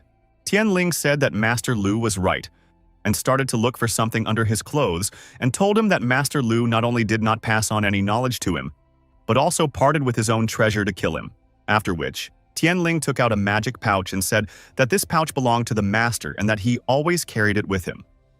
For unknown reasons, this pouch suddenly ended up in the hands of the master's daughter and was used against him. One of the teachers immediately recognized that it was indeed Master Lu's pouch that he was carrying around, and asked the master if he was right. The audience immediately began to discuss the fact that the master was involved in such terrible things, and his daughter Ziyan tried to kill someone. A scandal is coming as a Yuhjo high school student tried to take the life of a fellow student. Ziyan shouted that Tianling was actually a sneak, because it should be obvious to everyone that he stole that pouch from her and made up the whole thing. Tianlin said that he had a witness, after which the girl who trapped Tianlin came out. She immediately claimed that Ziyan, together with Du Cheng, had forced her to trap Tianling, to kill him. Ziyan was uncomfortable with the sudden betrayal. Wu Dan said her word alone would be too little and asked if she had physical evidence, to which the girl replied that to kill Tianling, Ziyan told her to fill the pouch with boulders. The treasure should still remember the spell, and she would be able to demonstrate it. The bag soared into the air, after which a huge boulder fell out of it. The spectators were shocked that Master Lu could actually do that. Suddenly, Master Lu slapped Du Chen's palm and asked how he dared to drag his daughter into plotting against Tianling. Ziyan covered her mouth. She was afraid that if she confessed, her father would finish her off right there. Standing over Du Cheng's breathless body, Master Lu said that there was no place for such scoundrels in his school. And Tianling realized that he shouldn't be surprised that Master Lu could betray him at any time, because he had done that to Du Cheng without a second thought. Master Lu turned to Tianling and explained that Ziyan had been foolishly dragged into this, then reminded him that he had promised to give his daughter to the strongest, which was Tianling. Ziyan felt relieved that her father was on her side. Since she couldn't marry Du Chen anymore, Tianling wasn't a bad option either. Suddenly, Tianling raised his hand and announced that he was giving up on Ziyan. He was not going to marry Master Lu's daughter.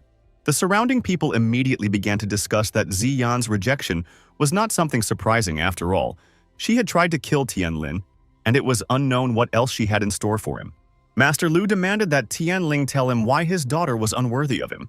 Tianling revealed that he had been growing up in the Yuhjo school since he was a child, and that the master had not kicked him out even when his rod was destroyed, for which Tianling was unspeakably grateful to the master. Even so, he asked the master not to ask about Ziyan, Master Lu grabbed Tianlin by his clothes and asked him to understand that Ziyan was not to blame for what had happened, for the fault lay with Du Cheng, and if Tianling takes Ziyan as his wife, in time. The girl interrupted the master and said that Ziyan had already been promiscuous with Du Cheng, and she knew this because she was on guard to prevent anyone from entering their room. If the master didn't believe it, he could check the condition of her shuguangsha. Hearing this, Ziyan turned pale at what Zhenqian said and was about to threaten her. Just as suddenly, her father appeared in front of Ziyan and immediately raised his sleeve, whereupon he saw that her shugongshapat had faded. Master Li was enraged that his daughter had turned out to be such a lecherous wench and ordered her to return with him, for she was punished for 10 years. After a while, Zhenqian entered Tianling's room and asked him to give her what he had promised, because she had helped him in every way she could. Tianling gave her the promised reward and promised that he would protect her after joining the inner sub-school. Master Lu was clearly angry with her after what happened, but even he wouldn't dare to attack her openly. Zhenqian thanked Tianlin and ran away in joy. The dragon admitted that he didn't expect Tianlin to be such a cruel guy, to which the latter replied that it was a forced measure, after which Tianling grabbed the dragon's head and asked about when the water dragon would appear in the flesh, for he had already realized that a second spiritual rod had appeared in him. To his element of fire was added the element of water, and so he asked again where his dragon was. The dragon snapped his fingers, immediately after which a girl fell into Tianlin's hands. Out of awkwardness, Tianlin explained that he just wanted to ask, as he didn't think that it would be so fast. The girl asked why he had moved her into that pose, and if he was trying to see what was under her skirt that way. She said he should ask her nicely, after which she could satisfy his curiosity. Tianlin felt dizzy from embarrassment and tried to explain himself. But the dragon snapped his fingers again and said that Tianlin would have to get used to this kind of thing. After all, she had such a temperament. And he also noticed that her charms had already affected Tianlin. Tianling immediately covered himself and asked the dragoness not to talk nonsense, then added that nothing had worked on him, but the dragon refused to believe Tianling's words. Tianling asked if this girl was really his water dragon? And if he has 2 spirit rods, can he switch between the 2 elements of fire and water whenever he wants? The dragon spread his hands apart and said that Tianling was dreaming. After all, the new spiritual rod still needed to be improved. Otherwise, there was no way he could use it. Also, these elements are directly opposite and cannot be combined. They will always be completely independent of each other. After explaining this, the dragon said that Tianlin's main concern right now was taming the water dragon. After all, only by taming her would he be able to activate his water rod. So he gave Tianling a D-level task to tame the water dragon, and the reward would be her loyalty, 5 dragon points, and the activation of the rod.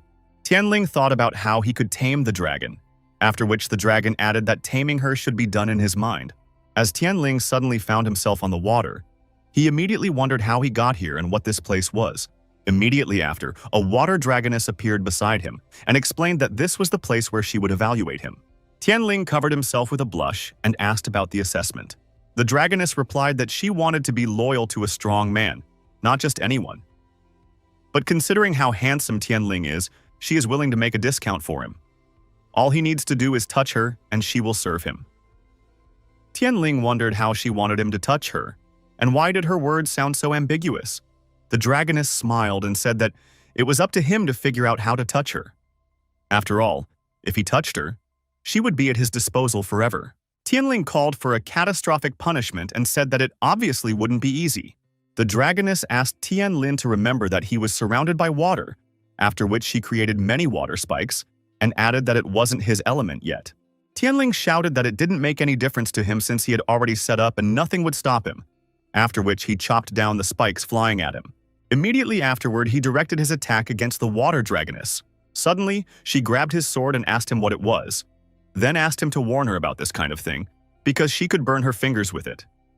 And unfortunately for Tianling, she wouldn't be surprised by this kind of thing. The Lord of the Lakes easily broke off the tip of the fire sword and said that if he wanted to get results, he'll have to pull an unexpected trump card out of his sleeve. Immediately afterward, she sent a tsunami down on Tianlin. Covering himself from the water, Tianling wondered what she would say if he acted more unexpectedly. He then kicked the water, creating a pillar of water, which the dragoness easily dodged. She thought it was funny that he used a column of water against her, because he was pointing her own weapon at her, which was rather curious since he still hadn't touched her. While the dragoness was mocking him, Tianling discreetly took out a pouch, after which he lifted it sharply, and boulders flew out of the pouch. The dragoness created a water barrier and began to yawn when the boulders failed to hit it. She wondered if that was all he was capable of. Tianling took advantage of the dragoness's distraction and reached for her leg, but she immediately shivered and admitted that she had in no way expected him to trespass on her legs. Tianling called out to Xiaofeng and shouted for her to pull him away, right after which she appeared behind his back and pushed Tianlin forward, pushing him and the dragon faces together, which caused them to accidentally kiss. Xiaofeng pretended to cover her eyes, and Tianling embarrassedly shouted that he had asked her to pull him away instead of pushing him forward. The water dragoness hugged Tianlin and said that it could be considered as a touch, which meant that she, Zeiji, now belonged to him. After which, she asked Tianlin to get ready as she was about to enter him. Immediately after, she turned to water and rushed towards Tianling. After completing the task, a dragon appeared and immediately congratulated the soaking wet Tianlin, for he now had 2 dragons.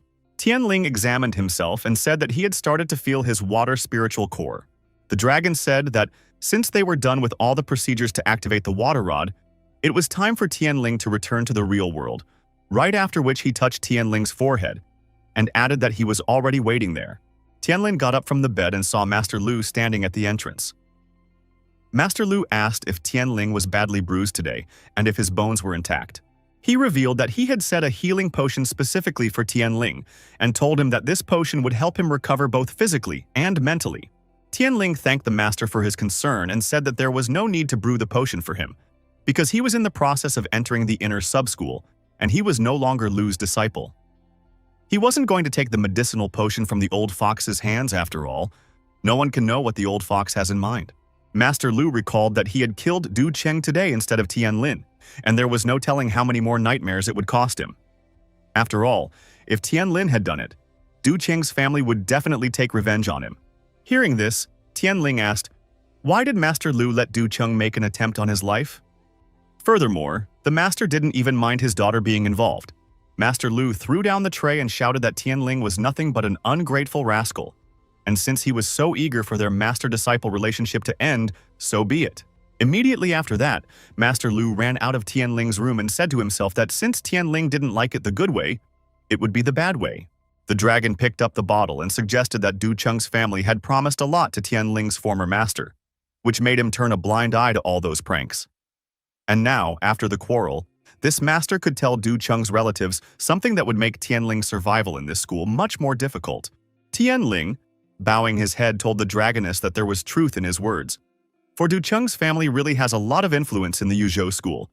He is only entering the inner sub-school, and it will still be a while before he manages to become strong enough to fight back against any clan.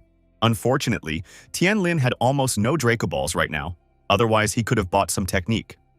The dragon said that it was all because Tianlin had spent everything on the antidote and cloud and lightning secrets for Genteng. The dragon said that there were not many techniques that could compare to the secrets of the Supreme Dianxia, so he should continue to cultivate this technique to eventually become invincible. But since Tianling wanted to buy something so badly, he was willing to let him accumulate Dragon Balls. After that, he gave Tianling a C-level assignment, the goal of which was to defeat Qin Yun from the C sub-school, the reward for which would be 20 Dragon Points. Seeing the reward, Tianling wondered how strong Qin Yun was. The dragon replied that it wasn't that she was so dangerous, but in the future, her fate would be closely tied to Tianling. Tianling blushed and looked away and said that his heart already belonged to Heian. The dragon suggested not to talk about it for the time being, and then reminded Tianling that they had already become friends recently, so he wanted to ask one question. Does Tianlin know who his parents are? Tianling said that he was an orphan. According to Master Lu's story, he was found in a pile of dead refugees, which could mean his parents are most likely dead. The dragon smirked and said that it didn't sound very convincing. Then he asked if there was a chance that Master Lu might have lied to Tianling and that Tianling wasn't even really human. Tianling immediately cried out and asked what the one was carrying. After all, he has both arms and legs, so he asked how could he not be human. The dragon asked if only humans have arms and legs in this world. The dragon asked Tianling why he thought that he could not be another being who had taken the form of a human. The dragon asked Tianlin if he had ever wondered why they could communicate. In addition, Xiaofeng and Zeiji are dragons, but they appear to him in human form. Tianling grabbed the dragoness and asked what he wanted to say with that. Just as suddenly, Tianling realized that he might actually not be human. The dragon said that Tianling got it right, for there was something of both human and werewolf in him. Simply put, he is like a trance. Tianling asked the dragonkin to speak more seriously about it. After all, there are humans and even rare beasts like dragons in their world. But he doesn't know what he is. The dragon explained that he would have to start the story from ancient times, a time when humans and beasts everywhere were cultivating. In those days, people who had reached the highest degree of cultivation were called celestials, and beasts, upon reaching the highest degree, became werewolves. Both celestials and werewolves could take on human form. In this state, they often fell in love with each other, and even when a great disaster occurred, the Supreme Celestial and Supreme Werewolf hand-in-hand saved this world, after which a great grace came. But having reached its peak, the Supreme Progenitor suddenly betrayed the Supreme Werewolf. The former ripped the soul of the latter to shreds and took away the beast's ability to cultivate. Therefore, now there are no werewolves anymore, only rare beasts like dragons. It's gotten to the point where almost all beasts have lost their self-awareness, and humans use the horns, hooves, and bones of rare beasts for alchemy. Tianling asked what kind of tales the dragon was telling, but the dragon advised Tianling to look at his back, after which the dragon tore the clothes on Tianlin's back and held up a mirror. Seeing his back, Tianlin wondered what it was. After all, he's never had something like this on his back before, and he doesn't even know when it appeared. The dragon explained that the fact that he could talk to them and use their power already proved that Tianling wasn't exactly human. Tianling sighed as he put his hand on his head and said that the dragon had poured too much information on him. He would still take a long time to digest such a thing, after all. He was already used to thinking of himself as a human and living as a human. Gigi said that when she helped Tianlin in battle, his examiner noticed it. And therefore, if he won first place, he would have time to communicate with that master, after which Tianlin would understand everything. Tianling asked if she was referring to examiner Wu Dan. Dragon said that if Tianling really wanted to know the whole truth about himself, he needed to beat everyone in the exam. The next day, Wu Dan announced that although the first stage was not without excesses, the first stage had been a success, and there are 3 people who qualify for the next stage: Qin Yun, Chao Guo, and Tianling. Wu Dan explained that the 3 of them would draw lots to participate in the next round. The one with the red-tipped wand would be exempted from the fight. Those who drew sticks with white tips would fight each other. Chao Guo took out a wand with a red tip and rejoiced at how lucky he was, while Qin Yun gloomily looked at Tianling. Qin Yun admitted that there was no way she had expected that her last obstacle to pass the exam would be the D-sub-school's scum. After all, she is Qin Yun, and she does not know defeat. To which Tianling replied that he could never understand how someone like Qin Yun could have so much conceit. Tianling asked if they were fighting in the same square. Since he was here, he obviously deserved to be here as much as she did. Qin Yun said that it still didn't mean as if they were equal and rushed to attack. Tianling was surprised by her speed, but still managed to dodge. Then he swung to throw, thinking that he was no stranger to it either. Qin Yun used the lunar coolness winter moon to dodge Tianling's attack and cover her sword with coldness, after which she used the moon coolness, full moon, swinging her sword and cutting Tianling's catastrophic punishment. Tianling was astonished that Qin Yun had broken his fire sword so easily. Qin Yun said that Tianlin was finished and that he shouldn't have tried to jump above his head. After which, she hid her sword in the scabbard, concentrating cold energy, adding that he was not her opponent. Immediately after which, she used the moon chill, stabbing moon, releasing a multitude of ice blades at Tianlin. There was no way Tianling could dodge so many blades, causing them to pierce through him. After finishing her attack, Qin Yun hid her sword in her scabbard and said that they were already done.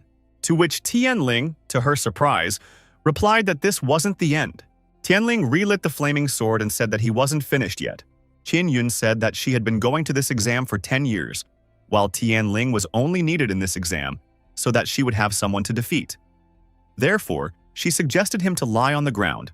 Otherwise, he wouldn't be able to leave the platform alive. Tianlin said that even if it was like this, he wouldn't give up. After all, he had to pass this exam. After which, Tianlin's sword began to be surrounded by water. Qin Yun said that he was leaving her no other choice and grabbed the hilt of her blade once again. Tianling rushed towards Qin Yun while she used the moon coolness. stabbing moon. But this time, Tianling managed to dodge all the blades, during which he said that he couldn't be defeated by it a second time. To which Qin Yun replied that she hadn't even tried to fight him. Just as suddenly, Tianling's blade was destroyed once again. Qin Yun said that it was only a distraction, immediately after which Tianling's neck was pierced. Unexpectedly, Tianling turned into water, taking advantage of the hydro transformation, shocking Qin Yun with it. In the next instant, Tianling at her back suggested that there was no way she had expected such a thing, after which he struck Qin Yun for the first time.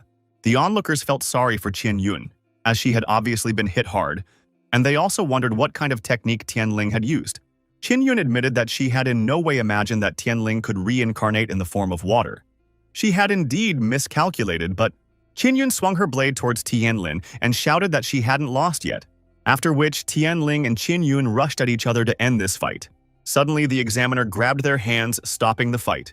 This caused Tianling and Qin Yun's faces to collide, after which Wu Dan suggested that the audience congratulate Tianlin and Qin Yun, as they had both entered the inner school.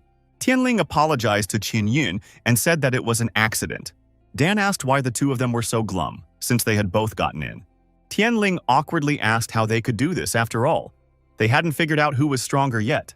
Afterward, Wu Dan reminded that the main condition for passing the exam is approval. Qin Yun ordered Tianlin not to even think about the fact that it was over, because sooner or later they would still find out who was stronger. After which, Qin Yun left. Chao Go asked why no one had said anything about him and whether he had entered, to which he was told that the one who pulled out the wand with the red end was immediately eliminated. Tianling told Wu Dan that he had some questions for him. He decided to seize the moment and take the bull by the horns. Wu Dan said that he already knew what questions Tianling wanted to ask him, and promised to answer them tonight. After all, they will have to talk about taboo subjects in the evening of the same day. GAG treated Tianlin's wounds while Xiaofeng gathered supplies. The dragon admitted that he thought that Tianlin's water rod energy wouldn't be enough for hydro transformation, but Tianlin had surprised them all. Therefore, he should rest now as this technique was very energy-consuming. Gigi said that she was surprised at how quickly Tianling learned to switch between elements, for which she praised him. He wasn't human after all. Tianling asked her not to start about it again, and Gigi sadly said that she wouldn't do it again. Tianling took out his hiking bag and said that he would go to Wu Dan right now to find out everything about himself and them. As soon as Tianling approached the master's cabin, Wu Dan said that he could enter. Tianling opened the door and said he wanted to ask about. Just as suddenly, a black silhouette appeared from the house and immediately jabbed its hand into Tianlin's chest, after which the hand pulled out the spiritual rods from Tianlin's body. Wu Dan was slightly surprised that there were only 2 elements at Tianling's disposal at the moment. Tianling asked what it meant and asked the master to explain it.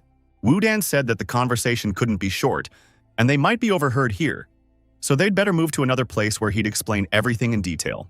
Tianling asked which place, right after which Wu Dan grabbed him by the scruff of his neck and started forming clouds.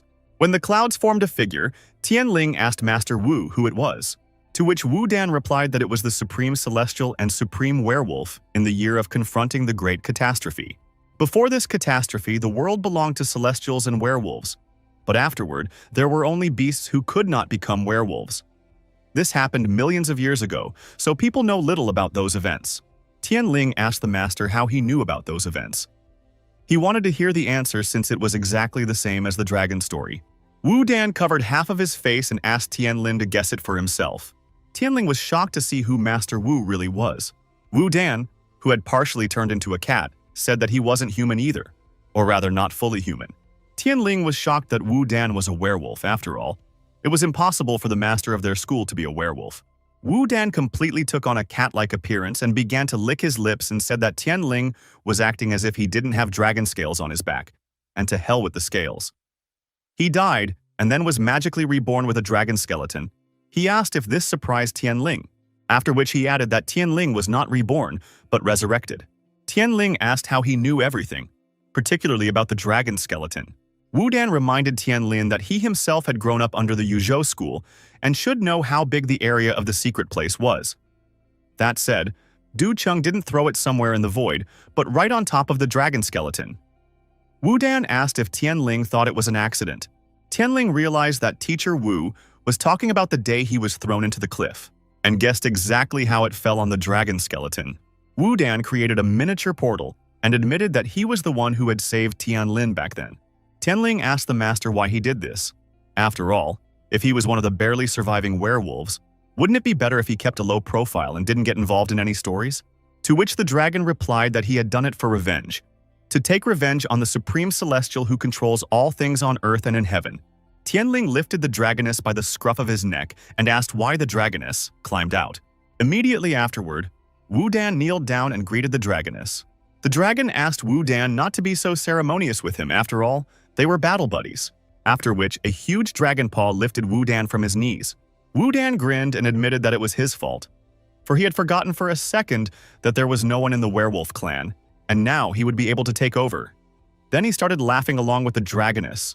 Listening to the master's dialogues with the dragonkin, Tianling wondered what the hell was going on here.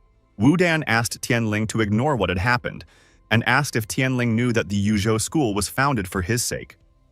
One day, the Supreme Celestial had received a prediction that the hope of thousands of werewolves would appear in the Yuhjo school, and once he discovers this school, his days will be numbered.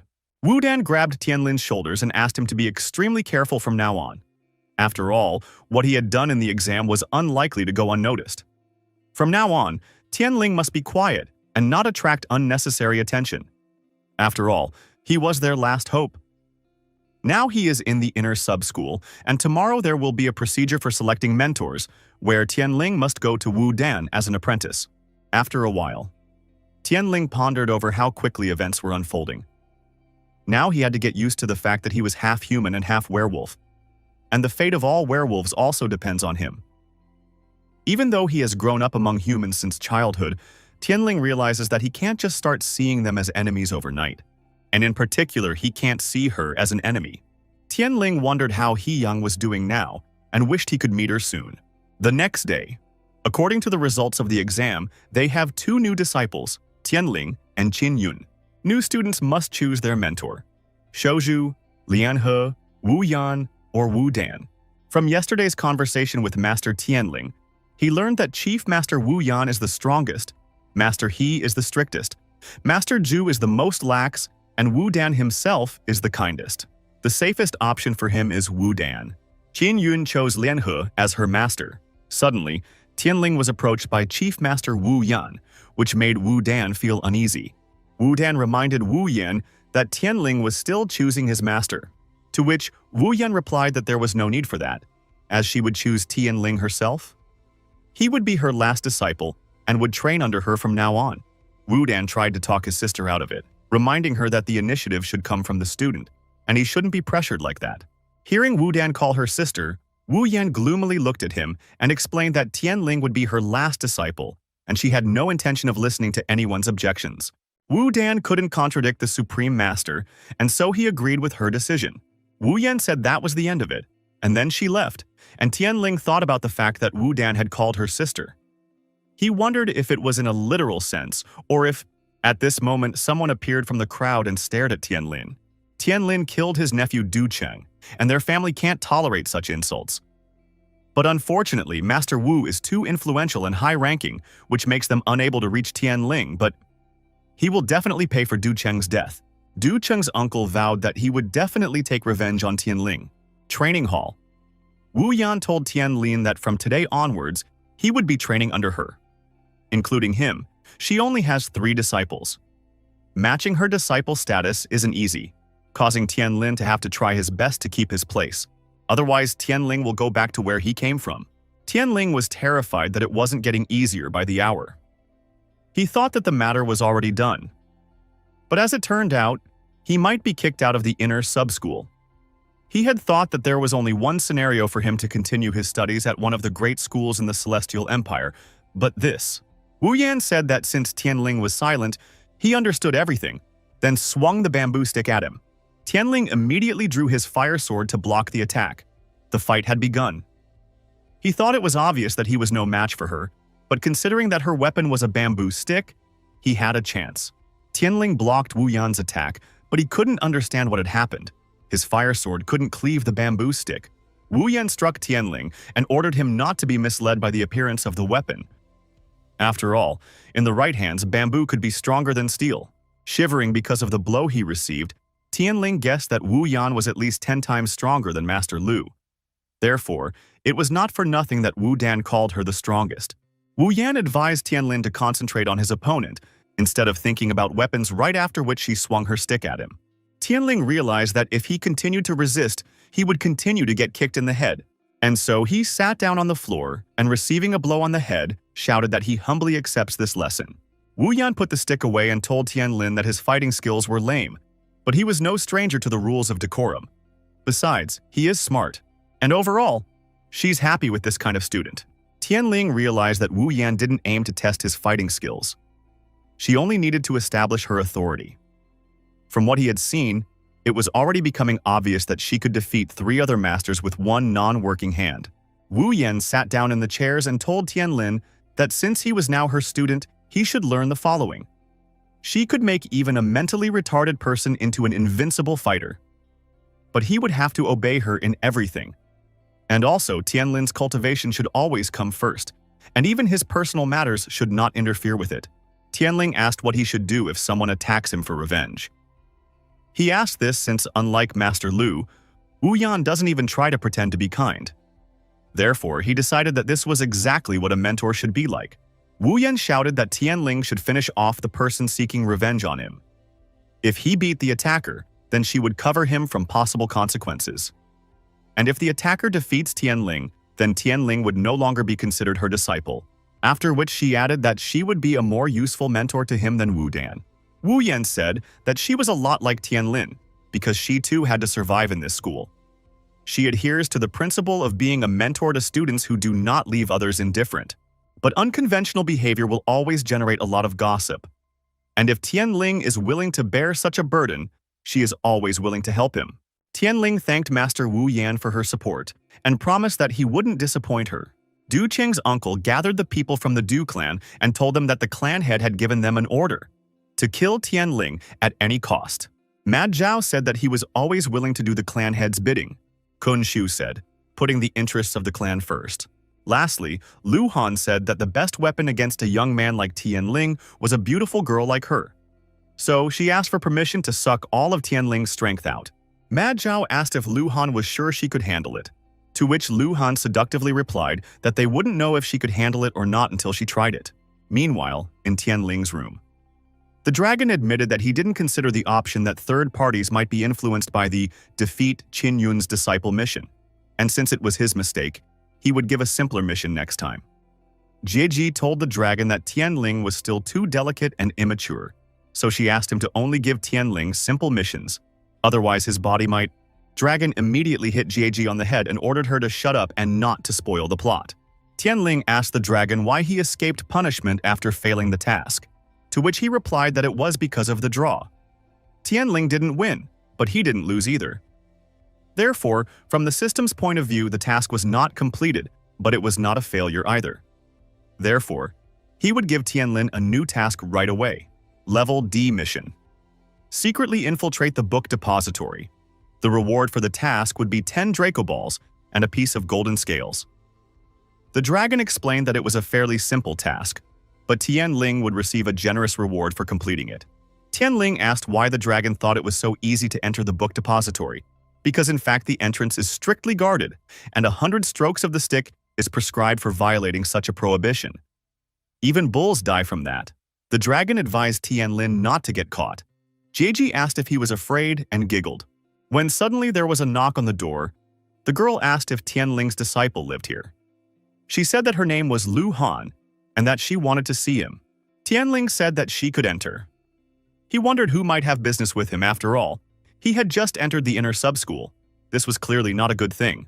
Lu Han admitted that she liked Tianling's performance very much, so she came to express her admiration for him. Lu Han asked if she bothered him too much. She knows it's late, but she couldn't help herself. Tianling said that it was good since she realized that she had bothered him, causing Lu Han to realize that he was quite straightforward. Lu Han told Tianlin that she likes straightforward guys like him because others usually mumble when they see her, but Tianlin is not like that. Tianling showed himself even more straightforward by asking Lu Han to say what she wanted, since he wasn't interested in the way she was shining her breasts here. Lu Han thanked Tianlin for reminding her. After all, she wore such an outfit today, but it's been trying to slip off her all day. Inwardly, she was angry that her charms weren't working and even assumed that Tianlin was a eunuch. Lu Han bit down on her fingernail and told herself that she wouldn't give up so easily, then promised that he wouldn't last long. Lu Han walked over to Tianlin and pressed her hand to her head and said that she started to feel dizzy, after which Lu Han pulled Tianlin towards her and asked what he was trying to do to her, since she wasn't like this at all. Trying to break free, Tianlin said that he had just slipped and that he was already getting up. But Lu Han asked him not to get up, even though she knows it's wrong, but she can't restrain herself. She's all on fire. Lu Han said that life was too short, and thus advised Tianlin to take as long as they give, after which she exhaled pink smoke at him. Tianlin lost control of himself because of the smoke, and Lu Han was satisfied that he couldn't withstand the influence of her charms, because no one else could. Now that she had dealt with him, it was time for her to suck all the power out of him. Suddenly, her smoke began to escape, whereupon Jieji asked how she could call it an enchantment. After all, Lu Han was still learning and learning. After waking up, Tianlin grabbed Lu Han's hand and ordered her not to cross the line. After all, he was the last disciple of the headmaster, and if anything happened to him, the culprits would be found and punished. Hulan was angry because Tianlin had a girlfriend. She shouted that she had only wasted her time on Tianlin. Tianlin said that he could handle it himself. Jieji asked if Tianlin wanted to tell them that she was interrupting them. But no matter what he said, she would also interfere in a situation like this next time.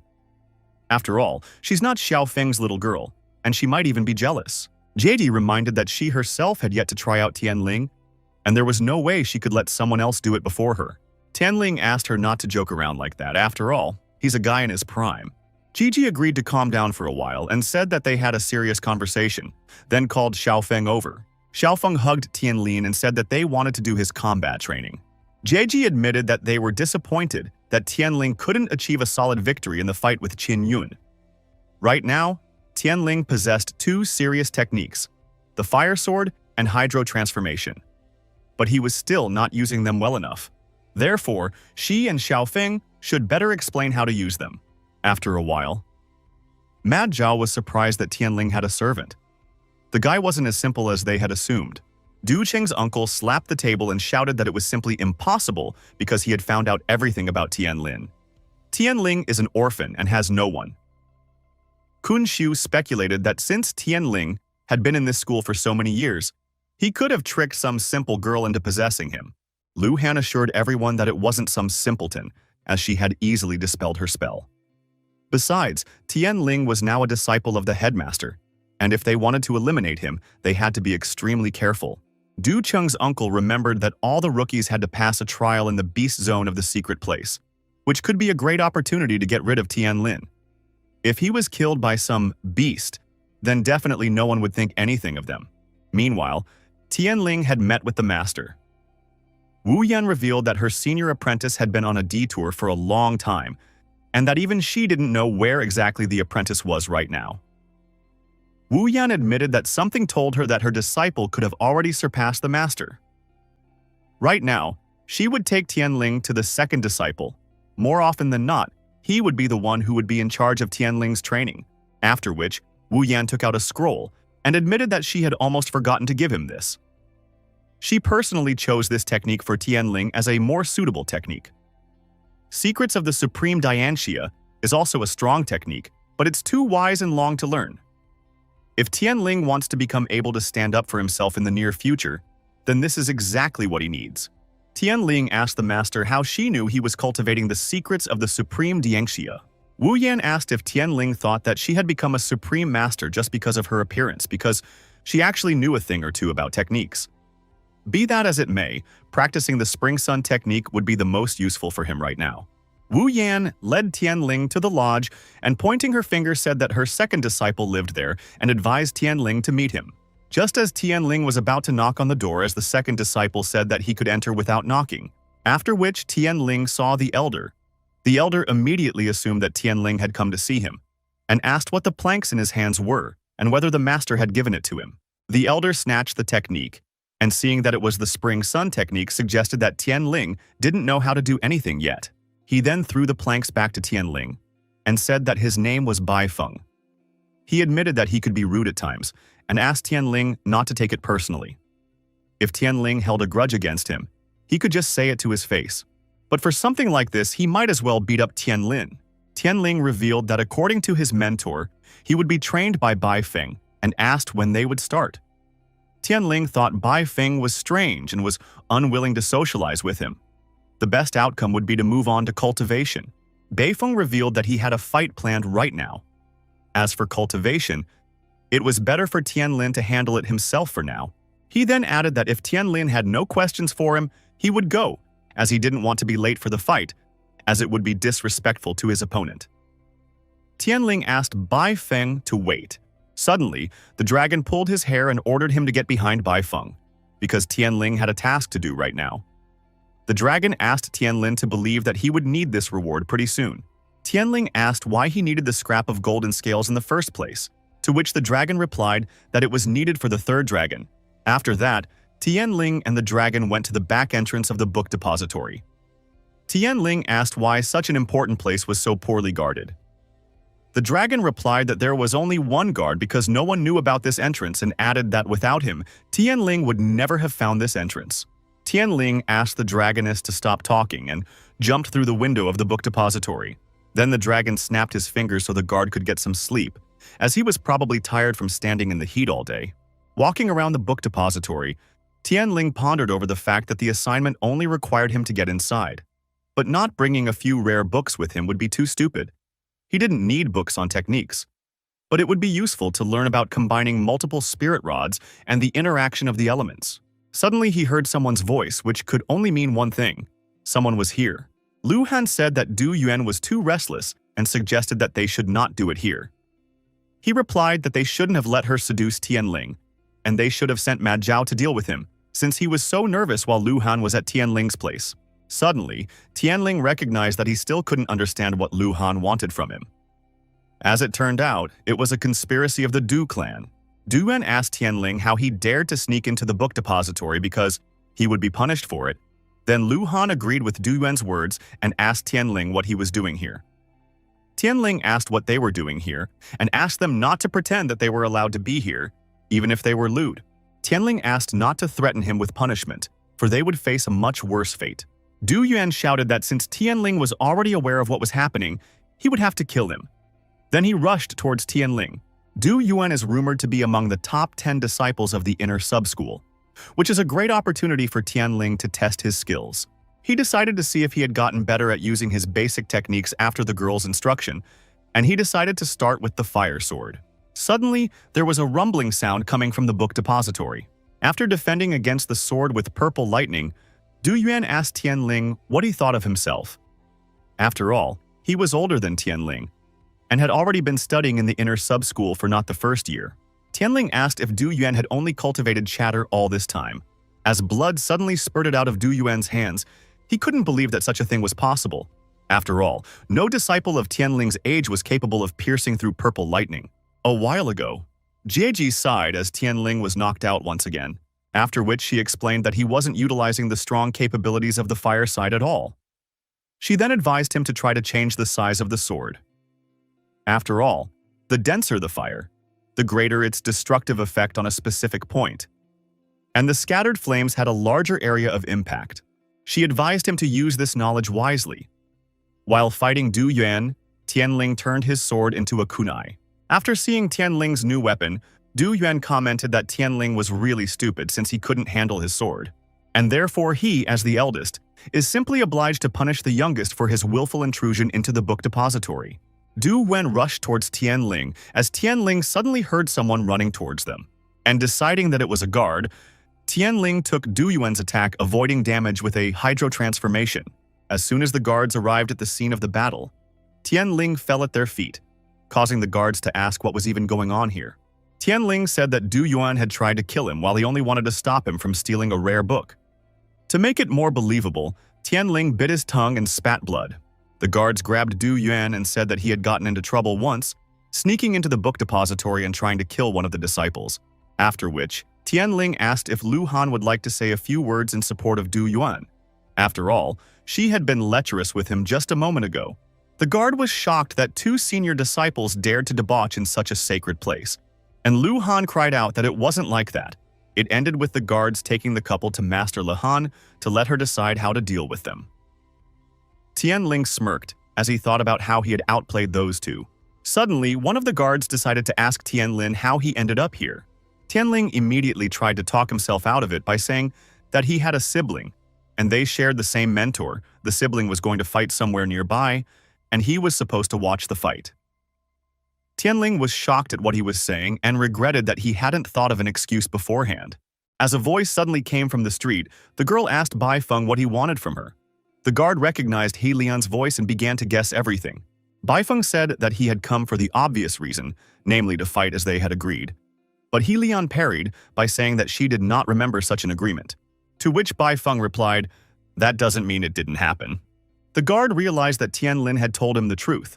And since Bai Feng would be fighting Master He Lian, he advised Tianlin to hurry to the battle site and advised him not to enter the book depository again. He Lian was about to refuse to fight, but Bai Feng said that if she didn't accept his challenge to fight, he'll just lie on the ground and not get up. Seeing the elder swaying on the ground, Tianling regretted that he had such a fellow man and that he had come running here instead of returning to the dragoness for the reward. He Lian agreed to fight Bai Feng, then pointed at Tianling and added that she would fight if he was watching them. Bai Feng shouted that there was no problem with that and immediately pulled his fellow man up, while Tianling was displeased that he wasn't even asked if he wanted to be here. He Lian said that everyone in the Yuhjo school knows how good she is with the sword, and she is probably only inferior to their master. And because of that, she said that she would only use her fingers in the fight with Bai Feng. Bai Feng smiled and said that in that case, the victory could be awarded to him. He Lian ordered Bai Feng to put down the chatter and immediately attacked him with her fingers. Bai Feng easily dodged the attack, commenting that although it was powerful, it was too slow. She had clearly underestimated his speed. Tianling was startled by what was happening, as suddenly the force of one of the blows rushed towards him. But a moment before he was hit, Tianling still managed to dodge the attack, after which he asked Master He Lian to be at least a little more careful. He Lian apologized for missing, and Bai Feng asked why she suddenly stopped and asked her to continue the fight. Just as suddenly, Bai Feng realized that He Lian actually wanted to fight with Tianling. Bai Feng untied Tianling, and holding it out towards He Lian promised that he would cheer for him. Besides, a fight with such a strong opponent should benefit him. He really hoped that Tianlin would really learn a lot from the fight with He Lian, and therefore asked him to be stronger. Immediately after which, He Lian announced the start of the fight and immediately attacked Tianling.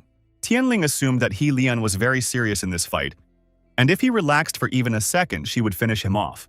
Therefore, he asked Xiaofeng and Jieji to help him so that he could give He Lian a decent fight. Xiaofeng replied that she was ready, and Jieji confessed that she just loves it when Tianling is so serious. The collision of He Lian and Tianling's attacks resulted in a violent explosion. Facing Tianling, He Lian realized that this kid was willing to fight to the death. Moreover, he wasn't even afraid of using both of his rods at the same time. While fighting back, he even managed to move her half a step back. Meanwhile, Tianling, who had used up all his strength to survive, cursed that he was unable to fight He Lian, even with the efforts of 2 spirit rods. However, He Lian's response didn't take long.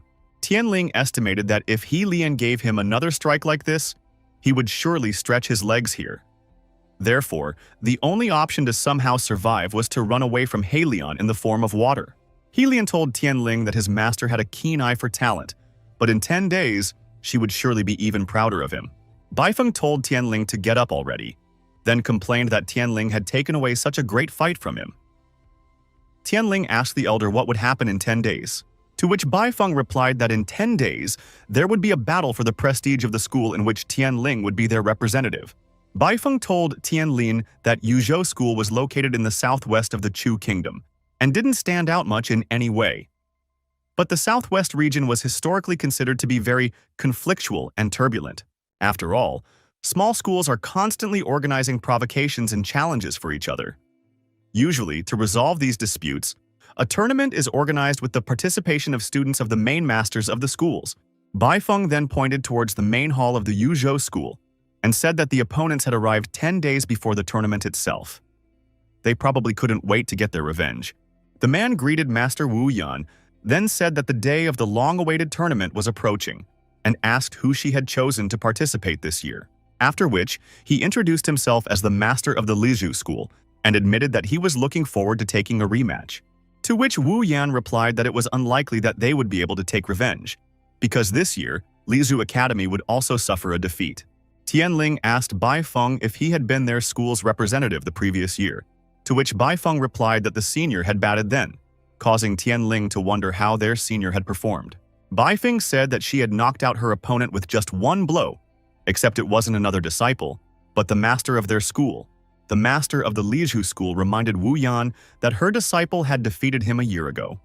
But as he had heard, this year Wu Yan wished to pit his new disciple, some scum with previously destroyed rods, against them. Wu Yan asked how he dared to gather gossip about her disciples and immediately threw ice spikes at Master Lizhu. The Lizhu schoolmaster caught the thorn and said that he was not saying this to insult Master Wu Yan. In fact, he didn't want people around him to belittle Lizhu school's victory after the tournament, so he wanted to get a worthy opponent. He then suggested that this year's tournament should be a hunting format. Whoever could catch the most beasts in the beast zone of the secret place would be the winner. Master Lizhu pointed Wu Yan at his disciple to hint at the winner, after which he suggested that Wu Yan should admit defeat and not even participate. To do so, she could just announce her surrender to everyone. Tianling couldn't help himself and shouted that Yuhjo school would never give up. Not this year, not this year, not next year, never. The master of the Lizhu school immediately guessed that this person was Tianling and said that it wouldn't be long before it became clear what he was capable of. He was pleased that Tianling had fallen for their hook. The entrance to the beast zone.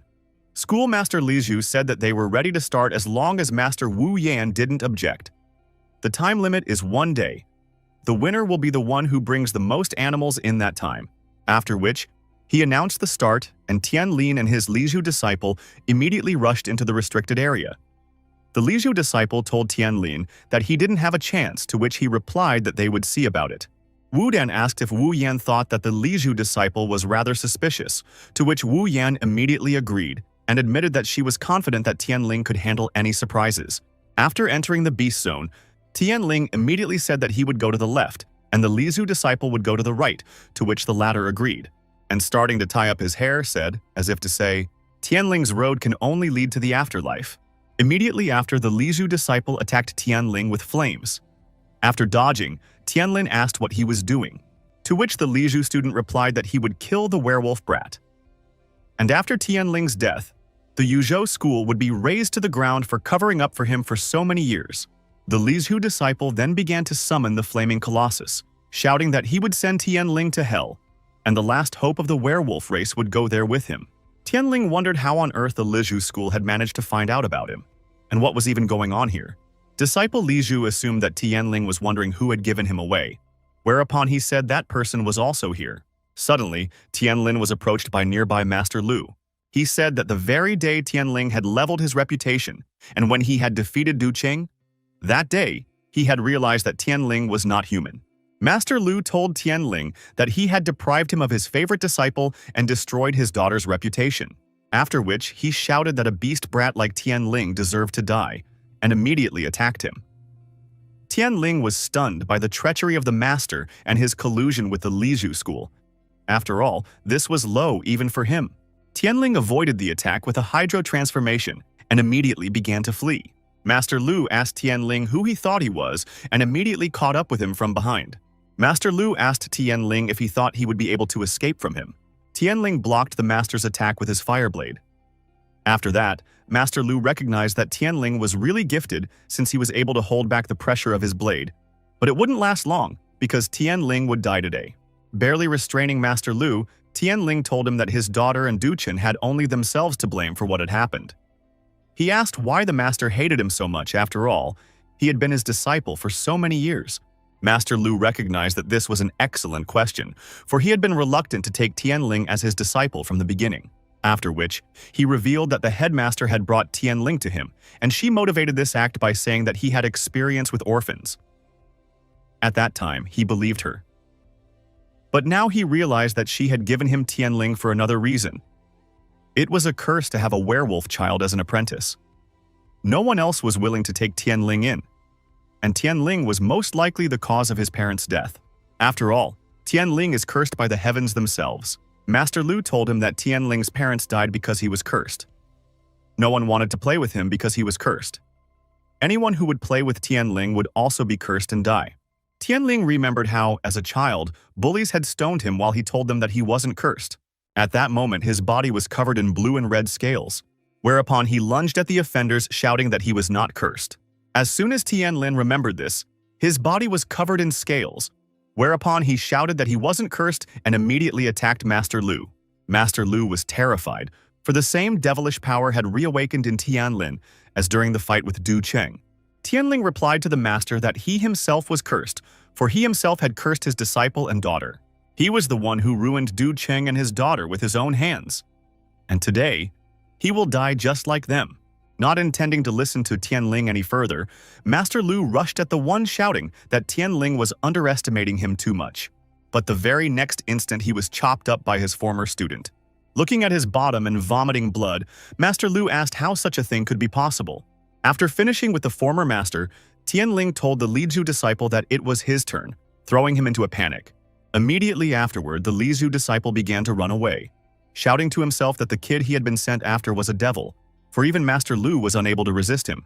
Looking back at the danger, he decided that once he got out of here, he would tell everyone about who Tianling really was. Tianling realized that the Yuhjo disciple was trying to escape to warn everyone.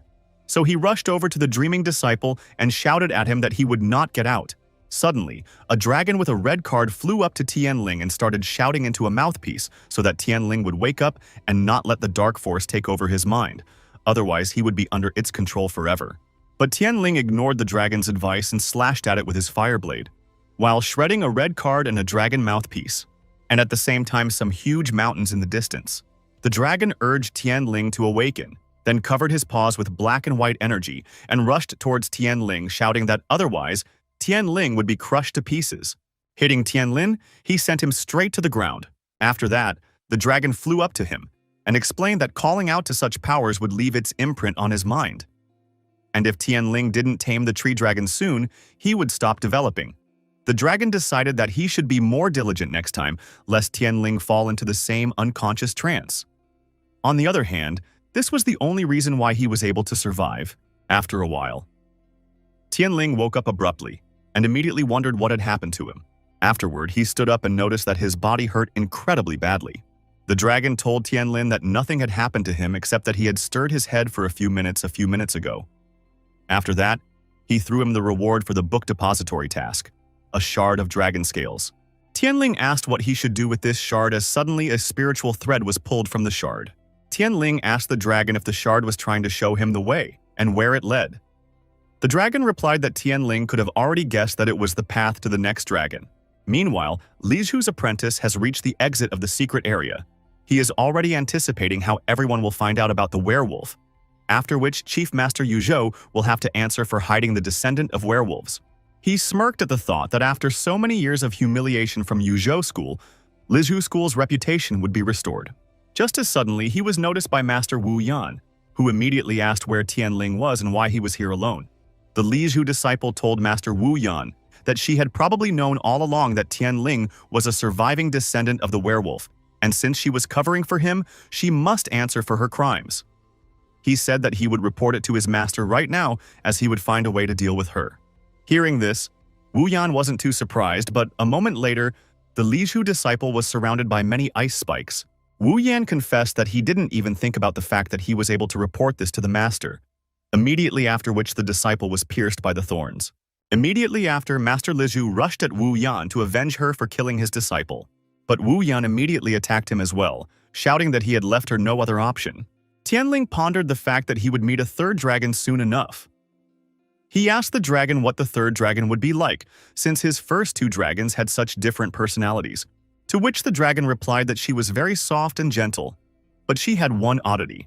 After a while, they reached a huge tree with a tree dragon wrapped around it.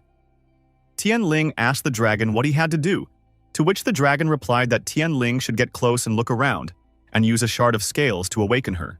Tianling thought it was too simple after all. It was completely different before.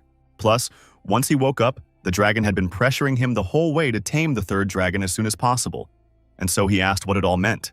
Not intending to give an answer, the dragon kicked Tianling and ordered him to seek the answers himself, as he was not his babysitter. Without being able to stop because of such a strong dragon strike, Tianling ran up the roots of the tree because of the momentum. Then he asked the dragon if he could make it easier. Just as suddenly, Tianling felt a strange odor. It was as if he smelled something raw.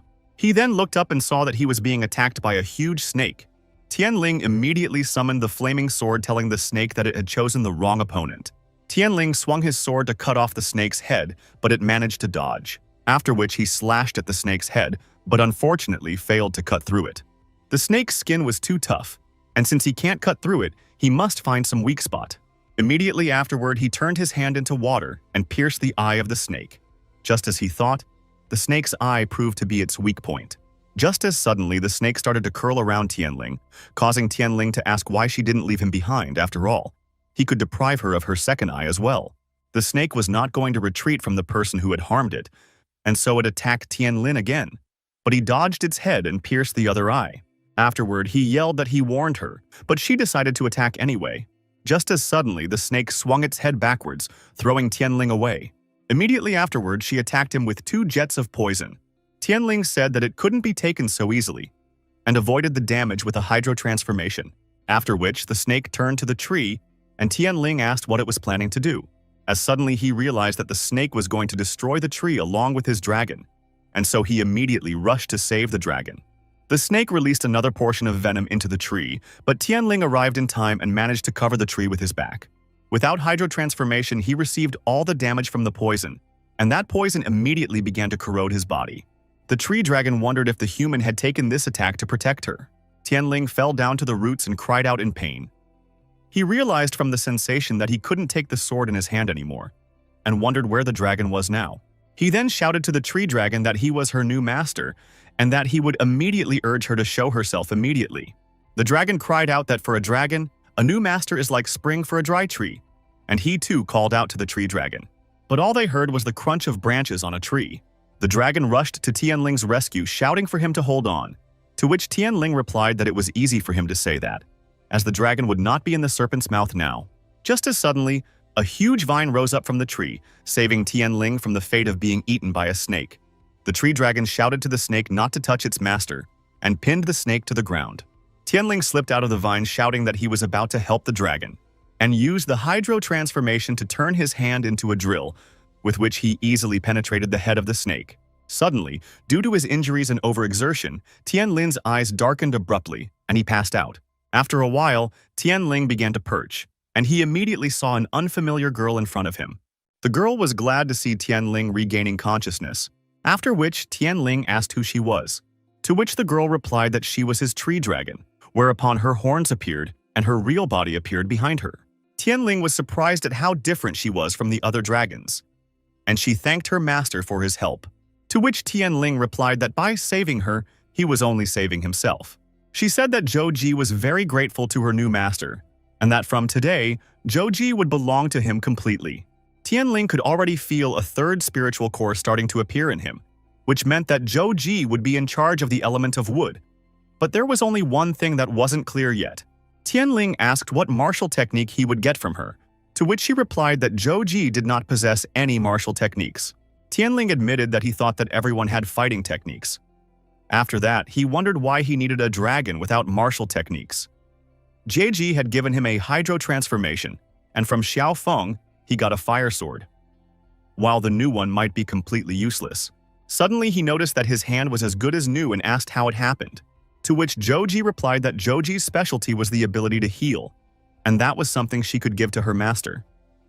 Just now, he was injured, and therefore she. Just as suddenly, Tianling realized that his back was perfectly fine and asked how it happened, to which Zhou replied that as long as her master's soul was not destroyed, he could not worry about the safety of his body.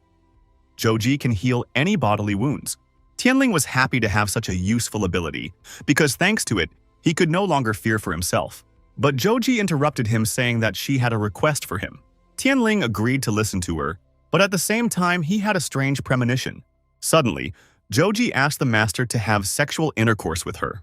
Shocked by what he heard, Tianling asked what she meant, after which Zhou bowed and told her that Tianling's soul had been damaged even before meeting her, and that Zhou would not be able to fully heal her master's body as long as his soul was unhealed. Whereas with coitus, Both body and soul could be healed at the same time. Joji recognized that she wished to fully restore the master. Tianling's mind gave a slack, as this was the first time he had seen a girl insist on such a thing out of a sense of duty. He wondered what he should do now. Suddenly, Zoji grabbed Tianling's hands and apologized for her insistence. She told him that the master's soul was too badly damaged, and if the coitus didn't start right away, the soul might stay in that state forever. Trying to resist, Tianling asked her not to do so, but Joji kissed him on the lips, after which Joji's shell began to dissipate, while Tianling's soul and body were completely healed. Before Tianling could realize what was happening, Joji scattered, trying to say something to him one last time. Seeing this, Tianling fell to his knees in horror and called out to her. Just as suddenly he felt someone's presence behind him and immediately asked who it was. The tree dragon asked him to stay away since it was her. After that, Joji told him that she had used up too much energy during her coitus with him, so she could no longer maintain her human form, and she didn't want him to see her like this. Tianling became slightly uncomfortable, and he asked if she was calling what had just happened coitus. To which Zhu Ji replied that she did, and that she had been taught this by her sister Jieji. Tianling was angry after realizing that this was the kind of way Jieji was trying to play a trick on him. After that, he smiled and held out his hands and said that he didn't care what she looked like, but he was grateful for her healing. The wooden dragon's blush bloomed because of what he heard. The dragoness sheltering behind the tree additionally closed herself with her tail and asked her master not to approach her, for now she was in such a form. And now Tianling touched her head and said that right now she was very beautiful. At this moment, Joji realized how good her master was. On the night of the same day, Tianling told Joji that he had dreamed of riding a dragon for a long time, and his dream had finally come true. Joji admitted that she was glad that he was glad.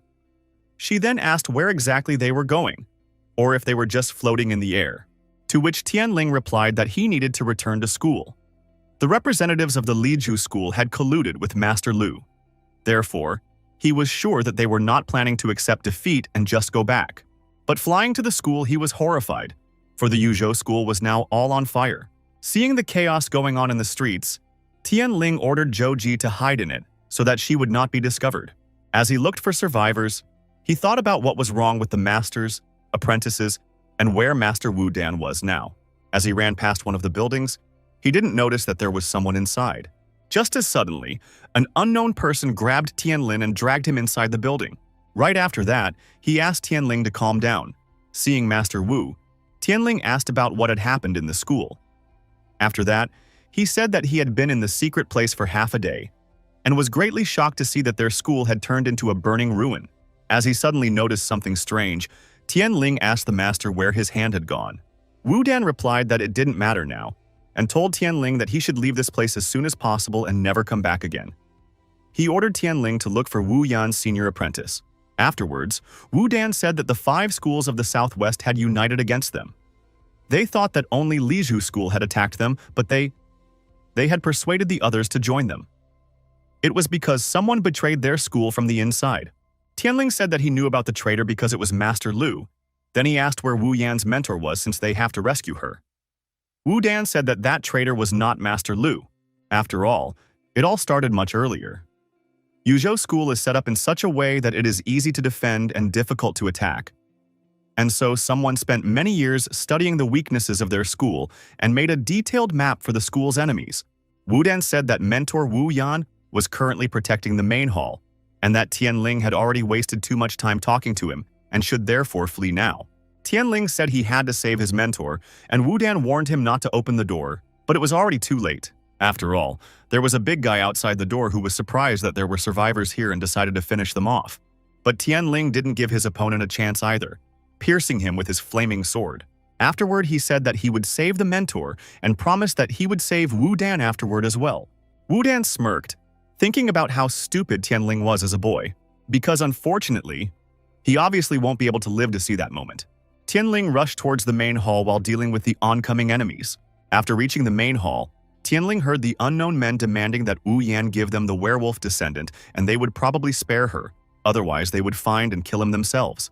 The master of Liju school told Master Wu that the 5 schools of the Southwest had only one requirement: the werewolf brat must die. But if she continued to resist, they would not only cut her body into pieces, but also curse her soul forever. So he again advised her to think it over carefully, to which Wu Yan replied that they could only be so bold in a crowd. Then she smirked and asked which of them had the guts to fight her one-on-one. The master of the Lizhu school asked if she still thought she was above them all. He then attacked her with flames, shouting that she had a chance to not bring it to this, but now only death awaited her. Suddenly, Tianlin jumped out in front of him, and blocking his attack, he said that they would have to deal with him first. Wu Yan was shocked to see Tianling and asked him what he was here for, then ordered him to get out of here. Tianling asked how he could leave the school at such a difficult time. But Wu Yan continued to insist, saying that the masters of the 5 schools didn't know that Tianling was a descendant of werewolves. And she killed the boy who told her before he could tell anyone about it. She warned Tianling that she would soon distract the masters, which he should use to escape, and ordered him not to argue with her. The master of the Lizhu school said that it was quite a touching sight. Seeing a disciple save his mentor, and he admitted that he didn't even regret the fact that he didn't hit with his full strength, as he might have accidentally hit the boy. In fact, he was glad for the good fortune, because he would be able to kill Wu Yan's disciple to avenge his disciple's murder. The master of Lizhu school offered Tianling a deal. If Tianling could withstand his blow, he would spare mentor Wu Yan. Tianling immediately summoned the fire sword and after preparing himself said that he was ready for it. But Wu Yan pulled his clothes and warned him that this is a trap. Besides, Tianlin has no chance of withstanding this hold, and Master Lizhu knows this. She revealed that the latter actually wants to kill Tianlin, to which Tianling replied that he knew that. But as he had said before, Yuhjo school will never give up. The master of the Lizhu school praised Tianling for his courage and shouted that his death would serve as an excellent compensation for his disciple. He then threw 2 fireballs, shouting that his mentor was covering the werewolf brat. And since Tianling was covering her, he also deserved to die. Master Wu Yan threw Tianlin behind her back and said that this was her battle, not his. Immediately after that, she sheltered herself and Tianlin from the attack by creating an ice wall. Wu Yan ordered Tianlin to leave now. And lastly, she only asked for one thing. She asked him to memorize the faces of those 5. After which, she restrained Tianling with ice and told him that he should only take revenge when the time was right and he was strong. Immediately after, she threw Tianlin out of the building and ordered Bai Feng to keep an eye on him. Lastly, Wu Yan said that she was satisfied with the life she had lived, for she had 5 beautiful disciples. Bai Feng covered Tianling's mouth and told the one that the mentor was capable of standing up for herself, while the 2 of them were only distracting her. Suddenly, there was an explosion that destroyed the main hall of Yuhjo High School. Tianling realized that all of this only happened because he wasn't strong enough. Hence, he decided that he had to become as strong as possible. Master Lizhu shouted to the other masters to stop Wu Yan's soul from scattering, as they can't let it get away from them. Immediately after which, the chief master of Chongzhou School, Chongtian, flew up into the sky. Chongtian flew towards Tianling with Bai Feng shouting that the heavens belong to the celestials and the underworld belonged to the humans, while the rest of us didn't belong here. Immediately after, he started attacking them with lightning bolts. As Bai Feng ran away, he wondered why that master couldn't get away from them, and then they jumped into the water. Seeing this, Master Chongtian thought they were fools, since those 2 dared to escape death by hiding in the water. As suddenly surrounded by water, Bai Feng walked up to Master Chongtian and attacked him using the black vortex. Chongtian thought it was a joke and asked if Bai Feng hoped that he could surprise him, the chief master of Chongzhou School, with such childish tricks. Immediately after which, Bai Feng used the breath of fire, releasing a huge jet of fire. Bai Feng asked not to underestimate him after all. He was a disciple of the strongest master in the southwest, and this was his death blow. Chongtian suddenly jumped out of the smoke, and grabbing Bai Feng by the throat, he said that he had played around enough. But Bai Feng turned to his grandfather and reminded him that he had forgotten about someone. Immediately after which, Tianling pierced Chongtian with a flaming sword. Chongtian whined out in surprise, but after a moment, he realized that Tianling was that werewolf. But Tianling ordered Chongtian to die and chopped him into pieces. As Chongtian suddenly began to dissipate, Bai Feng bellowed as this was just an incarnation, after which he told Tianlin that if Chongtian had personally appeared after them, they would already be dead. No matter how they were still too weak to stand up to the Grand Masters. Right now, the most important thing for them was to reunite with their elder, to which Tianling replied that he should go back and rescue the mentor. But he couldn't return as Bai Feng knocked him out with a kick to the head. As he carried Tianling away, he hoped that this hammer was able to knock such thoughts out of Tianling. They would only return to this conversation when he was stronger. The students of the 5 schools chased Qin Yun away, complaining about how ungrateful she was and didn't appreciate their good treatment at all. A student asked her to realize that Yuhjo school was over and offered to let her live if she obeyed. But Qin Yun snapped back, saying either they would kill her or else she would kill them. Immediately after that, she used the stabbing moon, but the disciple exhaled smoke with ease, blocking Qin Yun's attack. Qin Yun realized that she didn't stand a chance anymore, as her rod was depleted and she didn't have the strength for even a single strike, after which she collapsed to the ground due to powerlessness. The disciples lifted her off the ground, after which the big man asked what she was good for in this state, after which he replied that she could only be good for one thing. He told her to relax and try to enjoy herself. Suddenly, a shout of "Yuhjo disciples never give up" was heard, and then a hammer fell on the big guy's head, rendering him unconscious. The remaining students looked up into the sky wondering who they were, to which Bai Feng and Tianlin replied that they were heaven punishers and immediately attacked the disciples. Tianling was surprised that even such a badass could do something, to which Bai Feng replied that the enemies had selected the best of the students to attack their school, and because of that, they could do something. Qin Yun thanked her fellow students for saving her and asked what was going on in their sub-school right now, to which Tianling replied that it had already been breached. The 3 of them were probably the only ones who had survived. Leaning on her sword, Qin Yun vowed that she would definitely avenge her mentor. Tianling and Bai Feng were dumbfounded upon hearing that Master He Lian had also been hit in the same way. A recent scene flashed in Qin Yun's mind where her mentor, surrounded by enemies, ordered her to flee, after which tears flowed from Qin Yun's eyes, and she revealed that in order for her to have a chance to leave, her mentor had sacrificed herself. After which, she admitted that when she met the 2 of them, she had hoped to hear that the mentor had been able to fight back. Tianling told Qin Yun that now was not the time to grieve and that they should hurry. After all, the enemies would surely send a search party after them, after which Tianling put Qin Yun on his back and ran with Bai Feng away from the Yuhjo school. Bai Feng said that the elder had once mentioned that she wanted to gain experience somewhere in the west, which meant that was where they should start their search. After a while, Yuhjo School Square. Master Li Zhou couldn't be happy that the famed Wu Yan was in his hands. The headmaster of Taizhou School, Tai Mei, asked Master Li if he was trying to single-handedly take the fruits of their common operation. After all, Wu Yan's soul must be interrogated in the presence of the masters of the 5 schools. After all, their main goal was to catch the werewolf brat. Just as suddenly, a blinding lightning strike struck near them. As soon as the lightning dissipated, they saw the injured Master Chongtian, unhappy with his loss, for those disciples were actually in his hands. Master Kaihu assumed that Chongtian was already too old and had lost his grip since he was unable to catch a couple of disciples, and offered to catch a couple of his men. As a flute suddenly flew beside him, Master Shueyun advised him not to waste such valuable resources on such trifles, and said that he could handle such a thing himself, after which he jumped on the flute and added that they were only children.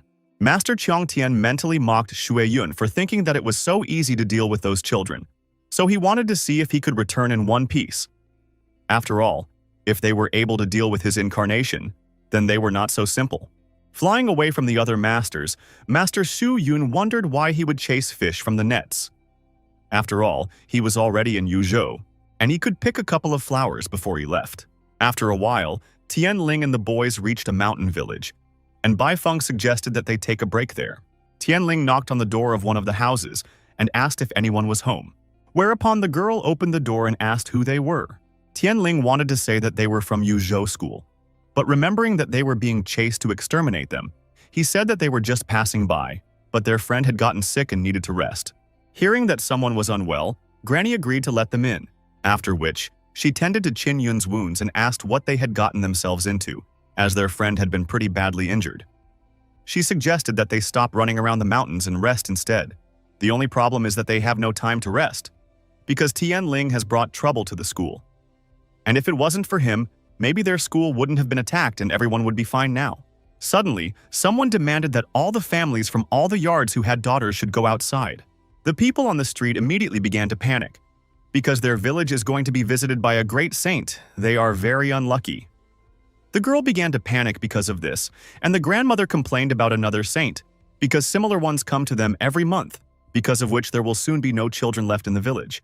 Tianling asked the old woman what kind of saints were visiting them, to which she replied that they were just ordinary saints who were cultivating in their schools.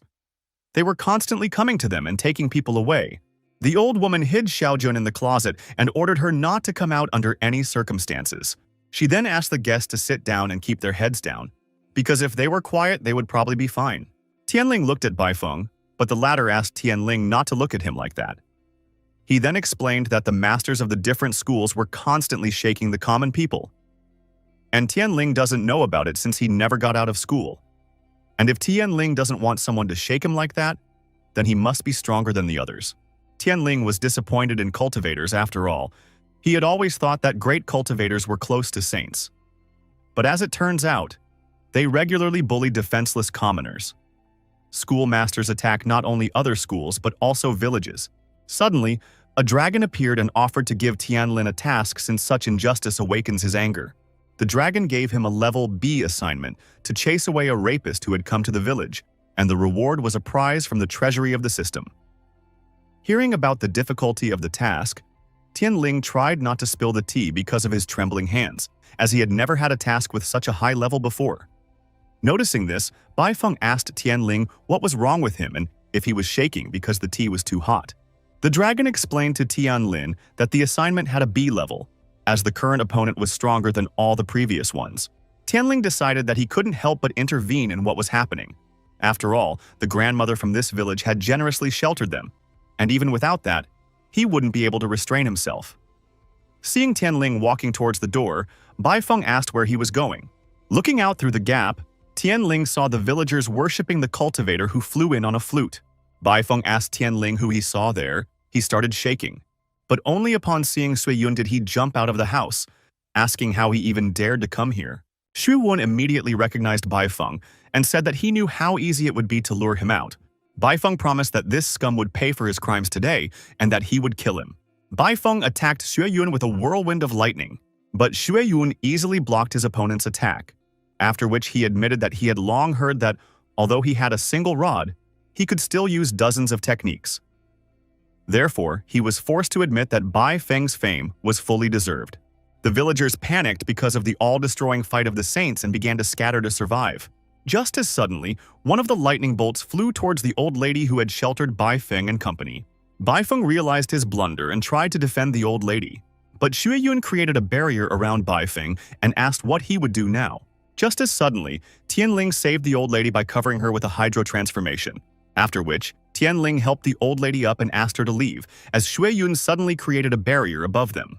Zhu Yun felt that there was some wench hiding in one of the houses, which meant that he would finally be able to pour out the passion that had accumulated in him.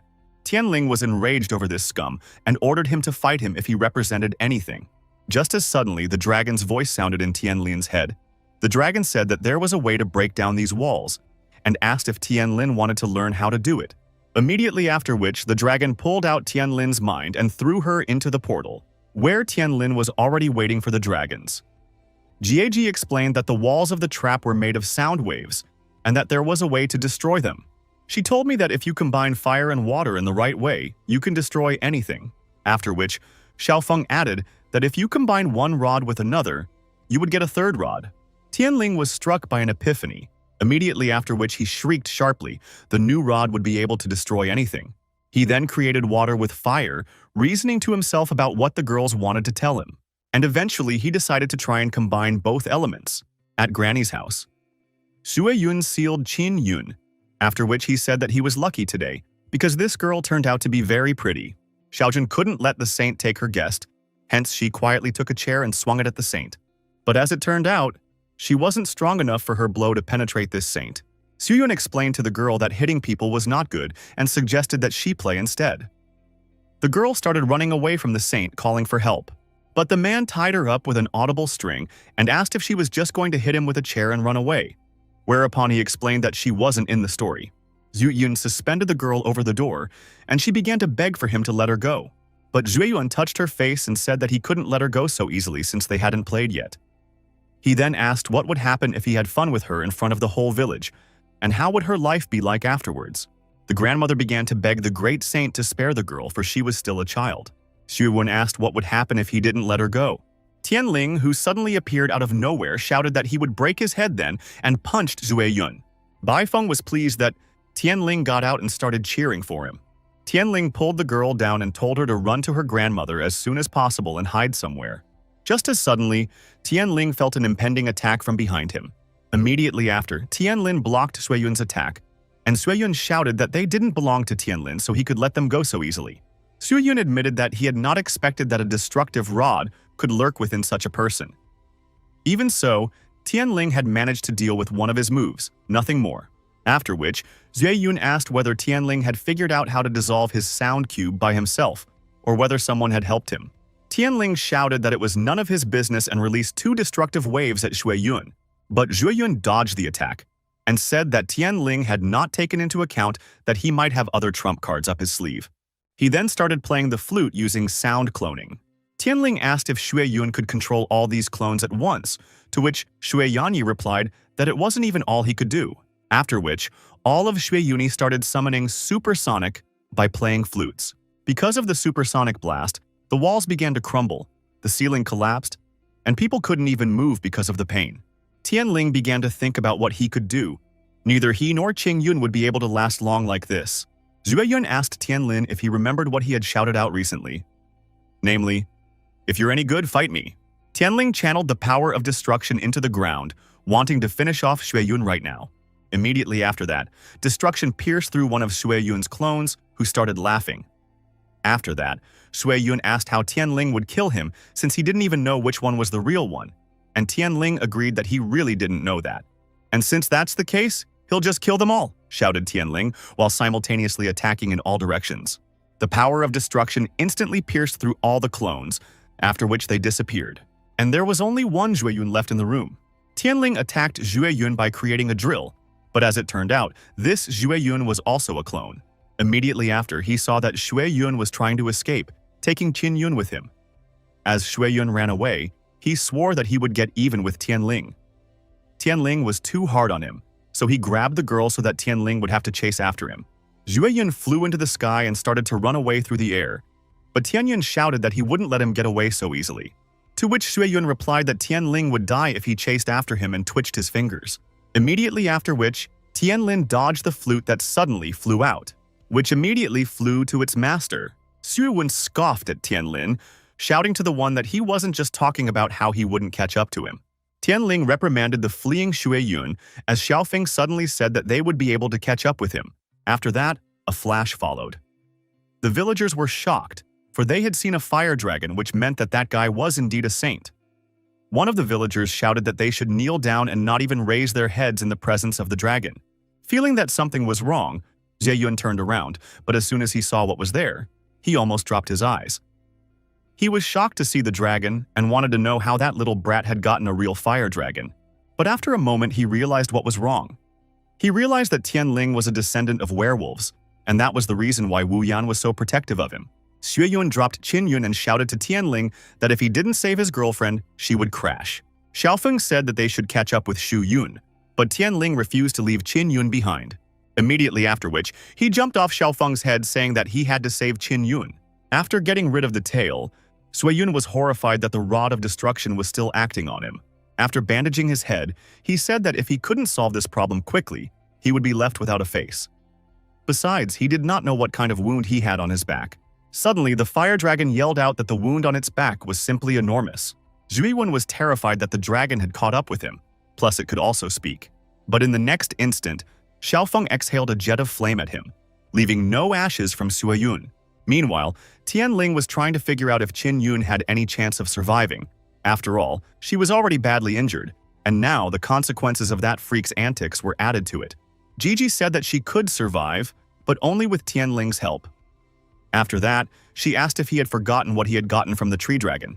She said that Tianling only needed to give Qin Yun some blood, after which she would be able to heal. Tianling immediately took out a knife and cut his finger, dripping blood into Qin Yun's mouth. Jieji said that after something like this, Qin Yun's heart should be beating soon. Just as suddenly, Qin Yun started gasping for breath and her body was covered in black veins. Tianling asked what was happening to her. Just as suddenly, Qin Yun flew up into the air, and thick black smoke began to emanate from her body. JG explained that Qin was actually from the werewolf race as well. Although she wasn't a dragon, but Tianling's blood had awakened her hidden essence. Tianling asked who Qin was, to which JG replied that she was the last descendant of the extinct horned snakes. In ancient times, these snakes were the main enemies of dragons. A few seconds later, the area was already completely covered in impenetrable black smoke. Suddenly, Qin turned into a huge snake and attacked Tianlin. Only Tianling was about to fight back as Xiaofeng fell from the sky to the ground, crushing Qin to the ground. After that, Jieji pushed Tianling towards Qin and said that he could subdue her. After all, if he really wanted to change the existing principles of the universe, he needed the support of all the werewolves.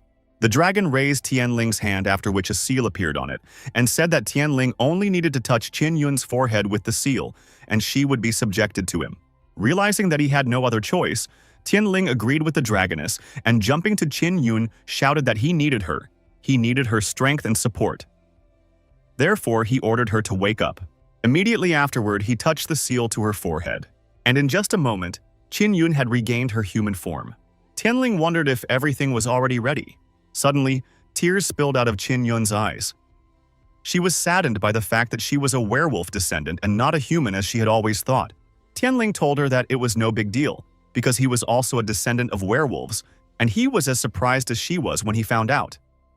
He wasn't even a purebred werewolf, but the child of a werewolf and a human, especially since, as he had recently found out, many cultivators hurt commoners, which meant there was less human in them than he and her.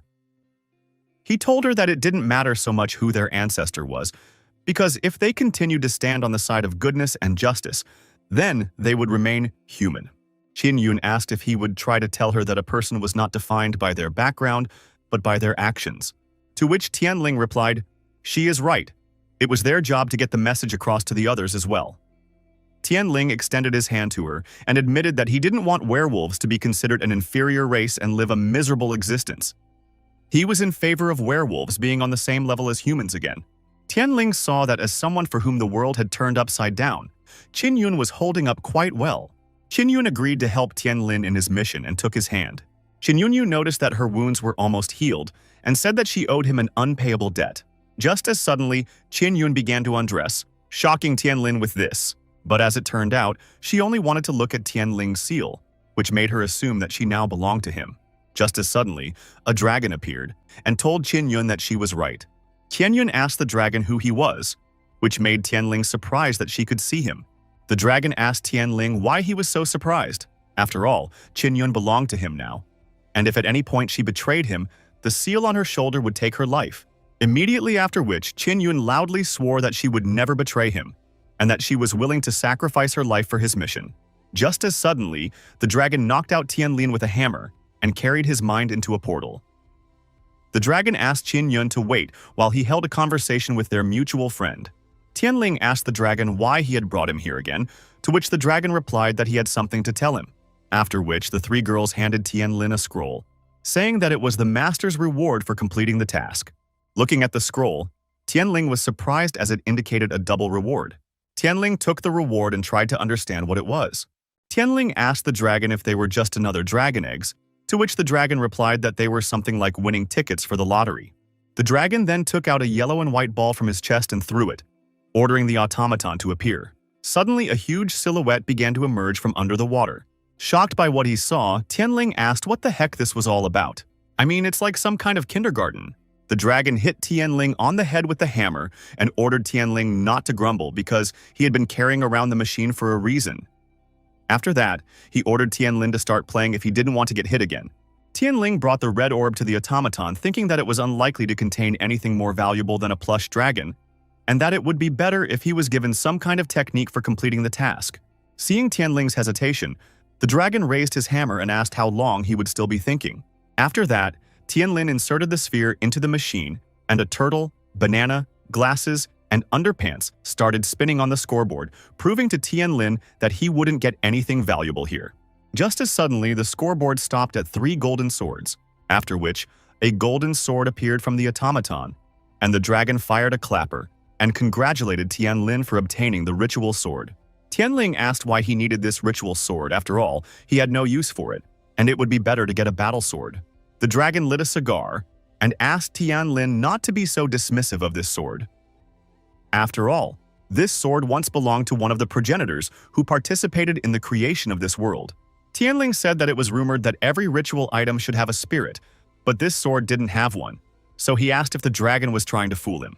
Suddenly, a voice demanded that ugly Tianling remove his filthy hands from him right now.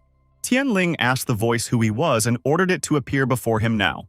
The ritual sword said that it ordered Tianling to take his hands off it, but Tianling only squeezed it harder. The sword asked Tianlin if he was completely dumb and then swung towards his face. Tianling took advantage of the hydro transformation, avoiding the blade of the blade. Then he asked why he was kicking, because he had earned this sword by completing the task, so it should belong to him. The ritual sword spirit suggested that Tianling take it if he was so brave, after which they would see how many times he could impale Tianling. The dragon suggested that the sword spirit didn't quite agree with Tianling and said that he would have to subdue him. But this time, dragon agreed to help Tianlin a little, after which he snapped his fingers. And a child appeared on the sword, immediately asking why it was suddenly pulled out. Tianling was surprised that this child was the sword spirit. The sword spirit assumed that Tianling was the one who had released him and attacked him, promising to chop off his head. Tianling used his rods, telling the sword spirit that he needed to be taught a lesson since he was so small and impertinent. The sword spirit smirked, seeing the fire sword being pulled out against him, and shouted to Tianlin that he would not spare him. Immediately after which, the sword spirit summoned a multitude of swords, causing him to fall to the floor. Tianling didn't expect that this little guy was capable of such a thing, which meant that the dragon hadn't deceived him, and this sword was really worthwhile. And since that was the case, he wished to subdue this sword spirit. Joji asked the dragon if it was too early for the master to fight such a strong opponent, and Zeiji asked what would happen if Tianling died now. To which the dragon replied that if Tianling wanted to subdue the golden and earth dragon, he had to become stronger. Besides, he can't die within his own consciousness. Therefore, he was going to keep Tianlin here until he subdued the sword. Joji asked if Tianling's body would die without food if this fight dragged on. To which the dragon replied that this would not happen, and creating a projection of an adult dragon of the 5 elements, he explained that he had slowed down the passage of time inside the mind. Now 1 year here would equal 1 day outside. After 3 years inside and 3 days outside, Tianling was still fighting with the ceremonial sword spirit. Baifeng asked Qin Yun if Tianling was coming to his senses. She replied that he was still not waking up, and he had been like this for 3 days. She thought something had gone wrong. Baifeng was surprised to hear about the 3 days, and was glad that he had gotten them in. Otherwise, Tianling would have been dragged away by the wolves while Qin Yun was sleeping. Qin Yun shouted that she had kept her eyes on Tianling all these 3 days, and Baifeng asked her to calm down as he was joking. Just as suddenly, Baifeng and Qin Yun heard a growl echoing around the area, after which Baifeng looked in the direction of the roar and was surprised by what he saw. He wondered where such beasts could have come from here in the first place. Immediately after which, Baifeng used a fire whirlwind, exhaling a sea of fire into the tiger. But in turn, Tiger shot water at Baifeng, then managed to completely level Baifeng's fire whirlwind. Suddenly another tiger appeared, but this time with the rider. The rider said that he had been quite lucky as he had caught some Yuhjo fish in his net. Baifeng told Kaichi that although the Yuhjo school was in decline now, but he couldn't allow such lowlifes to insult Yuhjo disciples. He then asked if he had forgotten what happened 2 years ago at the Southwest High School tournament. Kaichi took out his whip and reminded him that all of this happened 2 years ago, while he was a completely different person now. After which he punched one of the tigers and ordered it to tear Baifeng to pieces. Tianling ordered Qin Yun to protect Tianling while he would take on the enemies. After which Baifeng exhaled a cloud of black dust. Kaichi asked the tiger why it hadn't fired yet, after which he assumed that it had been too long since he had beaten the tigers, and hitting both of them ordered them to attack the Yuhjo disciples. The tigers started shelling the surrounding area, during which Kaichi asked Baifeng where he had gone. Just as suddenly Baifeng said behind his back, immediately after which he exhaled a sea of flames. Kaichi remained as powerless to him as he had been 2 years ago. Just as suddenly, Kaichi broke through the flames with ice energy, much to Baifeng's surprise. After all, Kaichi must have an icy spiritual core for this technique. Suddenly, he realized that Kaichi was pulling the rods out of his pets. Baifeng admitted that he couldn't even contemplate that the students of the Kaihu school could stoop to such a thing. After all, he's only crippling them that way. Kaichi asked what it would cost him. After all, these animals only existed to serve him. As she was leaving the scene of the fight, Qin-yun noticed a sleeping tiger. As she looked at him, she felt sorry for the tigers, as they had chosen the wrong master. As she suddenly heard about how bad they are, the tigers didn't choose Kaichi as their master. Instead, he shackled them with secret spells, which is the reason why they can't leave him. Qin-yun immediately realized that these were the thoughts of the tigers, but she couldn't understand why she was hearing them. Just as suddenly, energy began to emanate from Tianlin, causing Qin-yun to assume that he was preparing to come to his senses. Meanwhile, on the battlefield, gathering ice energy, Kaichi shrieked. Baifeng couldn't even imagine how convenient it was to have 2 extra rods at hand. Baifeng attacked Kaichi using the thunder dagger, but the latter blocked the attack with an ice shield, then laughed at Baifeng's efforts and asked if this was all that the second apprentice of the Yuhjo school's chief master was capable of. After which, he rushed towards Baifeng, and his shield broke due to the lightning strikes. Baifeng was forced to admit that Kaichi had indeed become much stronger. Baifeng used a fire blast, but Kaichi managed to block all attacks with ice. After which, Kaichi grabbed Baifeng by the neck and, creating a spike, said that today, Baifeng would pay for the humiliation of 2 years ago. Just as suddenly, Qin-yun intervened in the fight and broke her spike and demanded that Kaichi get behind Baifeng. Kaichi assumed that Qin-yun wished to die first, and therefore attacked her with ice spikes. Qin-yun panicked as there was no way she could dodge such an attack. But a moment before the impact, Tianling caught a flying ice spike. He then sentenced Side C to death for animal abuse. Kaichi asked Tianling if Tianling was capable of doing anything, because he was clearly no match for someone who was being carried on his back by a girl. To which Tianling replied that they would check it out now. Just as suddenly, Qin-yun turned around and started running away, telling Tianlin that he had better not engage Kaichi in open combat since even Baifeng couldn't handle him. Tianling asked Qin-yun to let him go so that he could finish off Kaichi. Suddenly, the escape route was blocked by a wall of ice, after which Kaichi approached them and told them that they wouldn't be able to escape from him so easily. Qin-yun told Tianling that only one of them would be able to escape, and so she said that she would delay the enemy while Tianling hid. Qin-yun tried to think of a way for her to catch the enemy off guard, since he had no idea of her abilities. After which, she dropped Tianlin, asking him to leave now, and took out her sword from its sheath. Immediately afterwards, she attacked the enemy with a stabbing moon attack. Kaichi was angry as this girl still didn't realize who she had run into, after which, he completely blocked Qin-yun's attack with an ice wall. And what was the worst part was that Qin-yun's sword was stuck in the ice. Just as suddenly, an icy explosion occurred, throwing Qin-yun off the wall. After landing on the ground, Qin-yun realized that her affairs were really bad, as the frosty air stiffened her body. Side C suddenly appeared above her and told her that everything is not as simple as she thinks, because soon the frost will get to her brain, which will turn her into a vegetable. Suddenly, Tianling appeared in front of Kaichi and asked him if Kaichi really wanted to freeze her brain, because in that case, Tianling would unscrew his head. Immediately after which, Tianling kicked Kaichi, punching through several trees with it. Qin-yun wondered how Tianling was capable of such a thing after being out for 3 days. After realizing that his legs were fine, Tianling realized that the 3-year battle inside his mind had not been without a trace. After recovering from the blow, Kaichi asked Tianlin how he even dared to lift his foot on him. Immediately after that, he attacked Tianlin to avenge the incident. But Tianling took Qin-yun in his arms and easily dodged Kaichi's attack. After sitting her down in a safe place, Qin-yu asked that she wait while he took care of business. Qin-yun wondered what Tianling was doing. After all, he was many times faster than he was before hibernation. She even came to the conclusion that he was cultivating in his sleep. Tianling then rushed towards Kaichi. He assumed that judging from the ease with which Kaichi was pulling out the rods, it was not the first time he was doing so, but it would be the last time. Kaichi asked why he thought this was the last time, because today, the tigers would feed on Tianlin and be as good as new. He then attacked Tianlin with ice spikes, but Tianling dodged the ice spikes and suggested that Kaichi take care of business instead of playing games, after which, Tianling bounced off the tree. But this was exactly what Kaichi was waiting for, because in the air, the enemy would not be able to dodge. That meant he had nothing to hide behind from Kaichi's icy needles. Kaichi explained to Tianling that if any of the needles touched him, Tianling's life would be far worse than death. Tianling replied that with this technique, Kaichi would only be able to hunt sparrows, and JG agreed. Immediately after that, the needles pierced Tianlin, but he didn't receive any harm as he used hydration.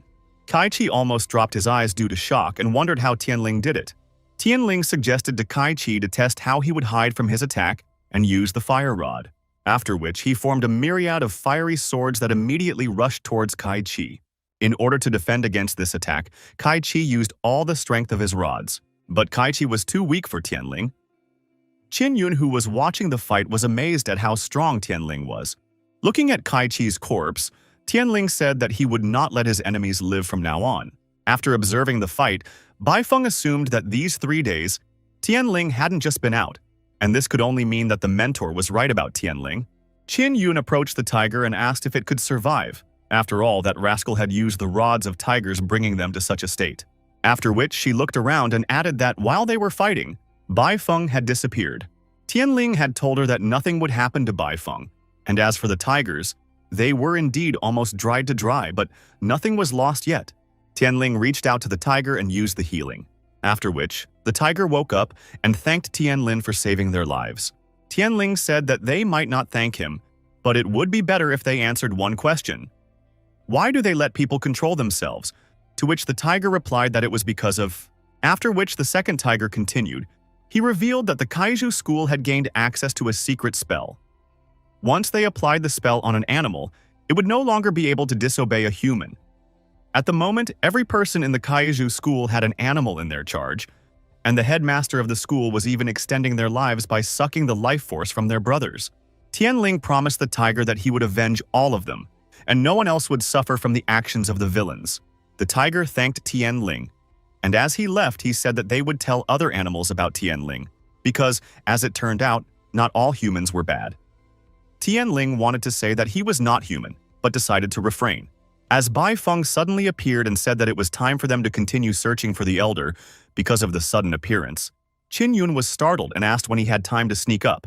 Tianling refused Baifeng and said that they would go to Kaihu first. The 5 schools of the Southwest had participated in the destruction of their Yuhjo school, and they would start searching for their sister once they destroyed each of those schools.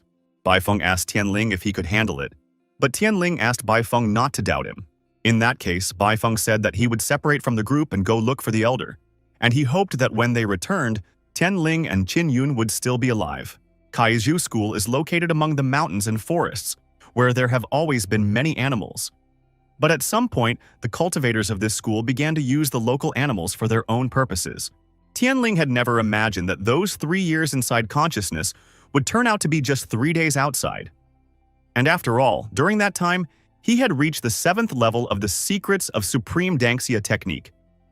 But unfortunately, this level has become a dead end for him, and he can no longer break through further.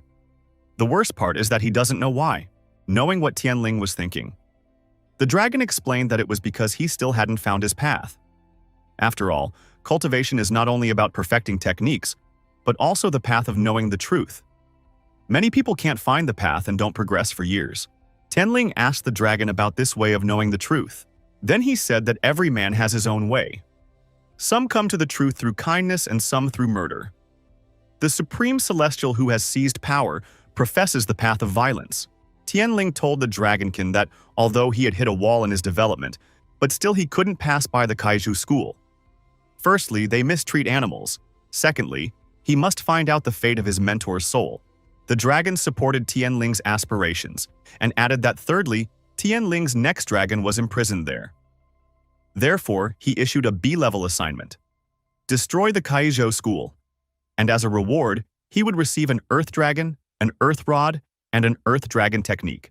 Tianling said that the dragon simply left him no other choice. Meanwhile, at the Kaihu school, the master was yelling at his subordinates for not doing anything. He wanted to know why Kaichi still hadn't returned. After all, he had sent him to search for the surviving students from Yuhjo school. But for some unknown reason, he was having fun somewhere.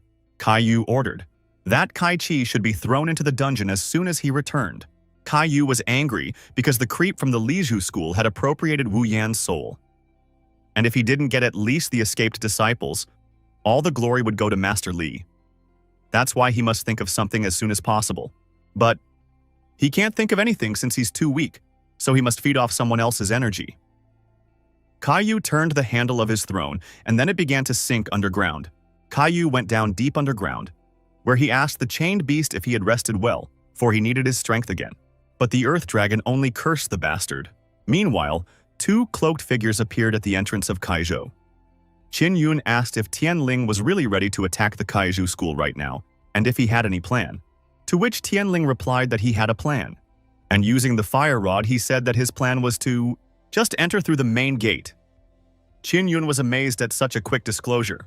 Hearing the explosion, all the students of Kaihu gathered and ran to the entrance to punish the scoundrels who dared to attack them. Qin Yun asked if Tianling had thought that so many people would end up at the Kaihu school. She tried to explain that the decision to enter through the main gate was too rash. After that, Tianling rushed towards the enemies, shouting that he didn't care how many there were, because they all deserved to die. The Kaihu disciples thought Tianling was crazy for going at them alone, so they decided to make mincemeat out of him to feed their pets. Tianling used the dissecting fire and shouted that he would finish them all off and leave no one alive. Immediately after, waves of flames rushed in all directions, instantly taking the enemies' lives. As they burned in the flames, the Kaihu disciples screamed in pain and begged for help. But Tianling wasn't going to take pity on them. For burning his school, they screamed in a completely different way.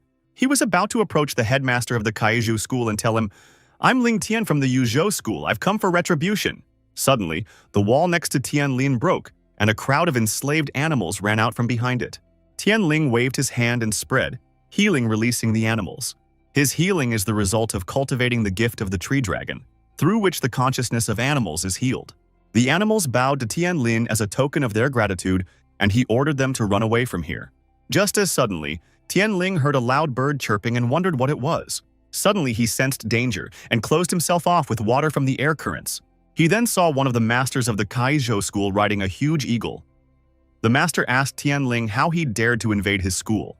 Qin Yun noticed that Tianling had become a completely different person after awakening.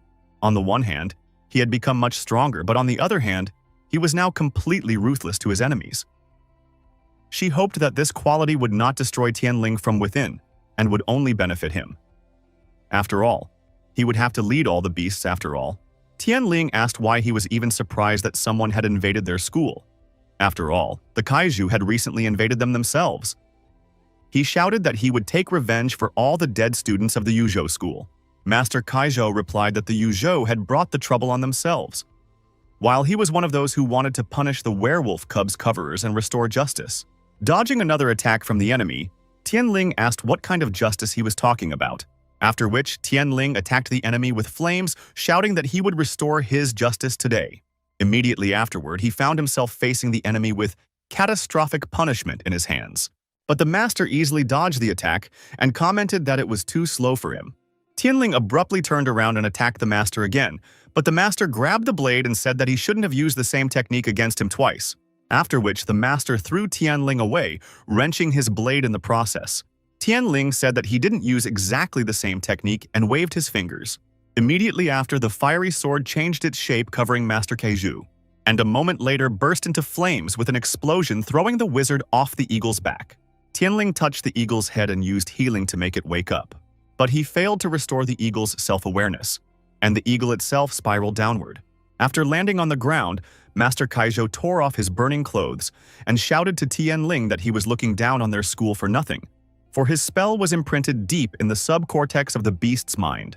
The master shouted that Tianling would die along with the eagles, as suddenly the eagle started to be covered in strange symbols.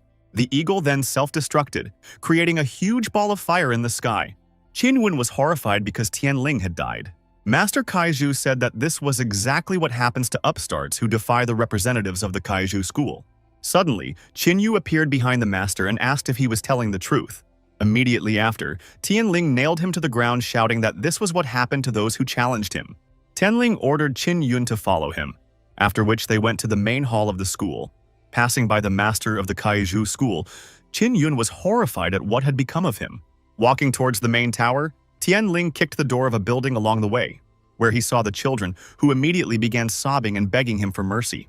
Tianling asked the children if they were students of this school, to which one of them replied that they were those who had been screened out and could not enroll. Since they could not subdue the animals with a spell, they were assigned to help with the farm. Tianling told the children that he didn't need them and ordered them to run home, after which he chopped down the next door on the path, and Qin Yun told the children to run away quickly. As he walked outside, Tianling saw the tower where the headmaster of the Kaihu school should probably be. Suddenly, the boy asked Tianling if he was going to go to that tower, because if he was looking for the headmaster, he wouldn't find him there. He told Tianlin that he had learned from the words of the other disciples that the headmaster was in the dungeon. Tianling explained to the boy that he was their enemy, and that by saying so, they were betraying their school. He replied that he knew about it, but he wanted the school to disappear from the face of the earth.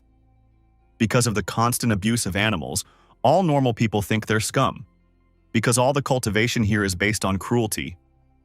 Besides, he never wanted to be a part of this school. Suddenly a dog came running to Tianlin and barked at him.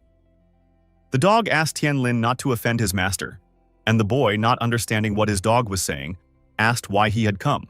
Tianling reached out his hand to the dog and said that he wouldn't hurt him. Hearing this, the dog was surprised that someone understood what he said. Tianling asked the dog why he was protecting this child. After all the guys here were bullying animals. The boy couldn't understand what was going on, while the dog told him that although they were being bullied, not all of them were. He said that the master and his friends were kind to them. The master took pity on him, and so he did not subdue him with a spell. The dog explained that not all people are cruel, and therefore you don't have to kill all the people in a row. Thinking back to his recent actions, Tianling pondered over the dog's words, after which he said he understood him and asked him to leave with his host. Looking at his dog, the boy wondered what his dog had just muttered. When Tianling and Qin Yun reached the entrance of the dungeon, Qin Yun asked if Tianling believed that boy's words. Suddenly, a painful roar came from the depths of the dungeon, and a powerful spiritual energy reverberated. Immediately after which, Tianling said that he believed and rushed into the dungeon to the dragon's rescue. Frightened by what she heard, Qin Yun wondered if it was a dragon. After all, she would have to try her best to understand what he was trying to say. For the dragon was screaming in pain and begging for someone to kill it as soon as possible. Tianling realized that it was his earth dragon that was roaring. Hence, he was going to save the one no matter what it cost him. Tianling turned to the dragoness and said that he needed some item. Immediately after, a dragon lying on a cloud appeared in front of him and said that this was the first time Tianling was summoning him. Meanwhile, in the dungeon, Kaihu continued to draw out the dragon's energy.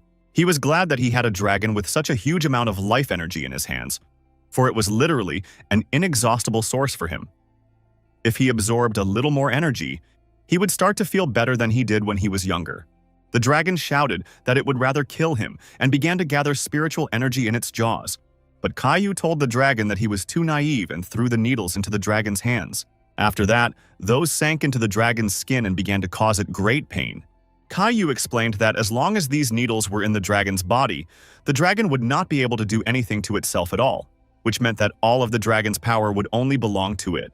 After being energized, Kaihu said goodbye to the dragon and said that he needed to go out for some fresh air.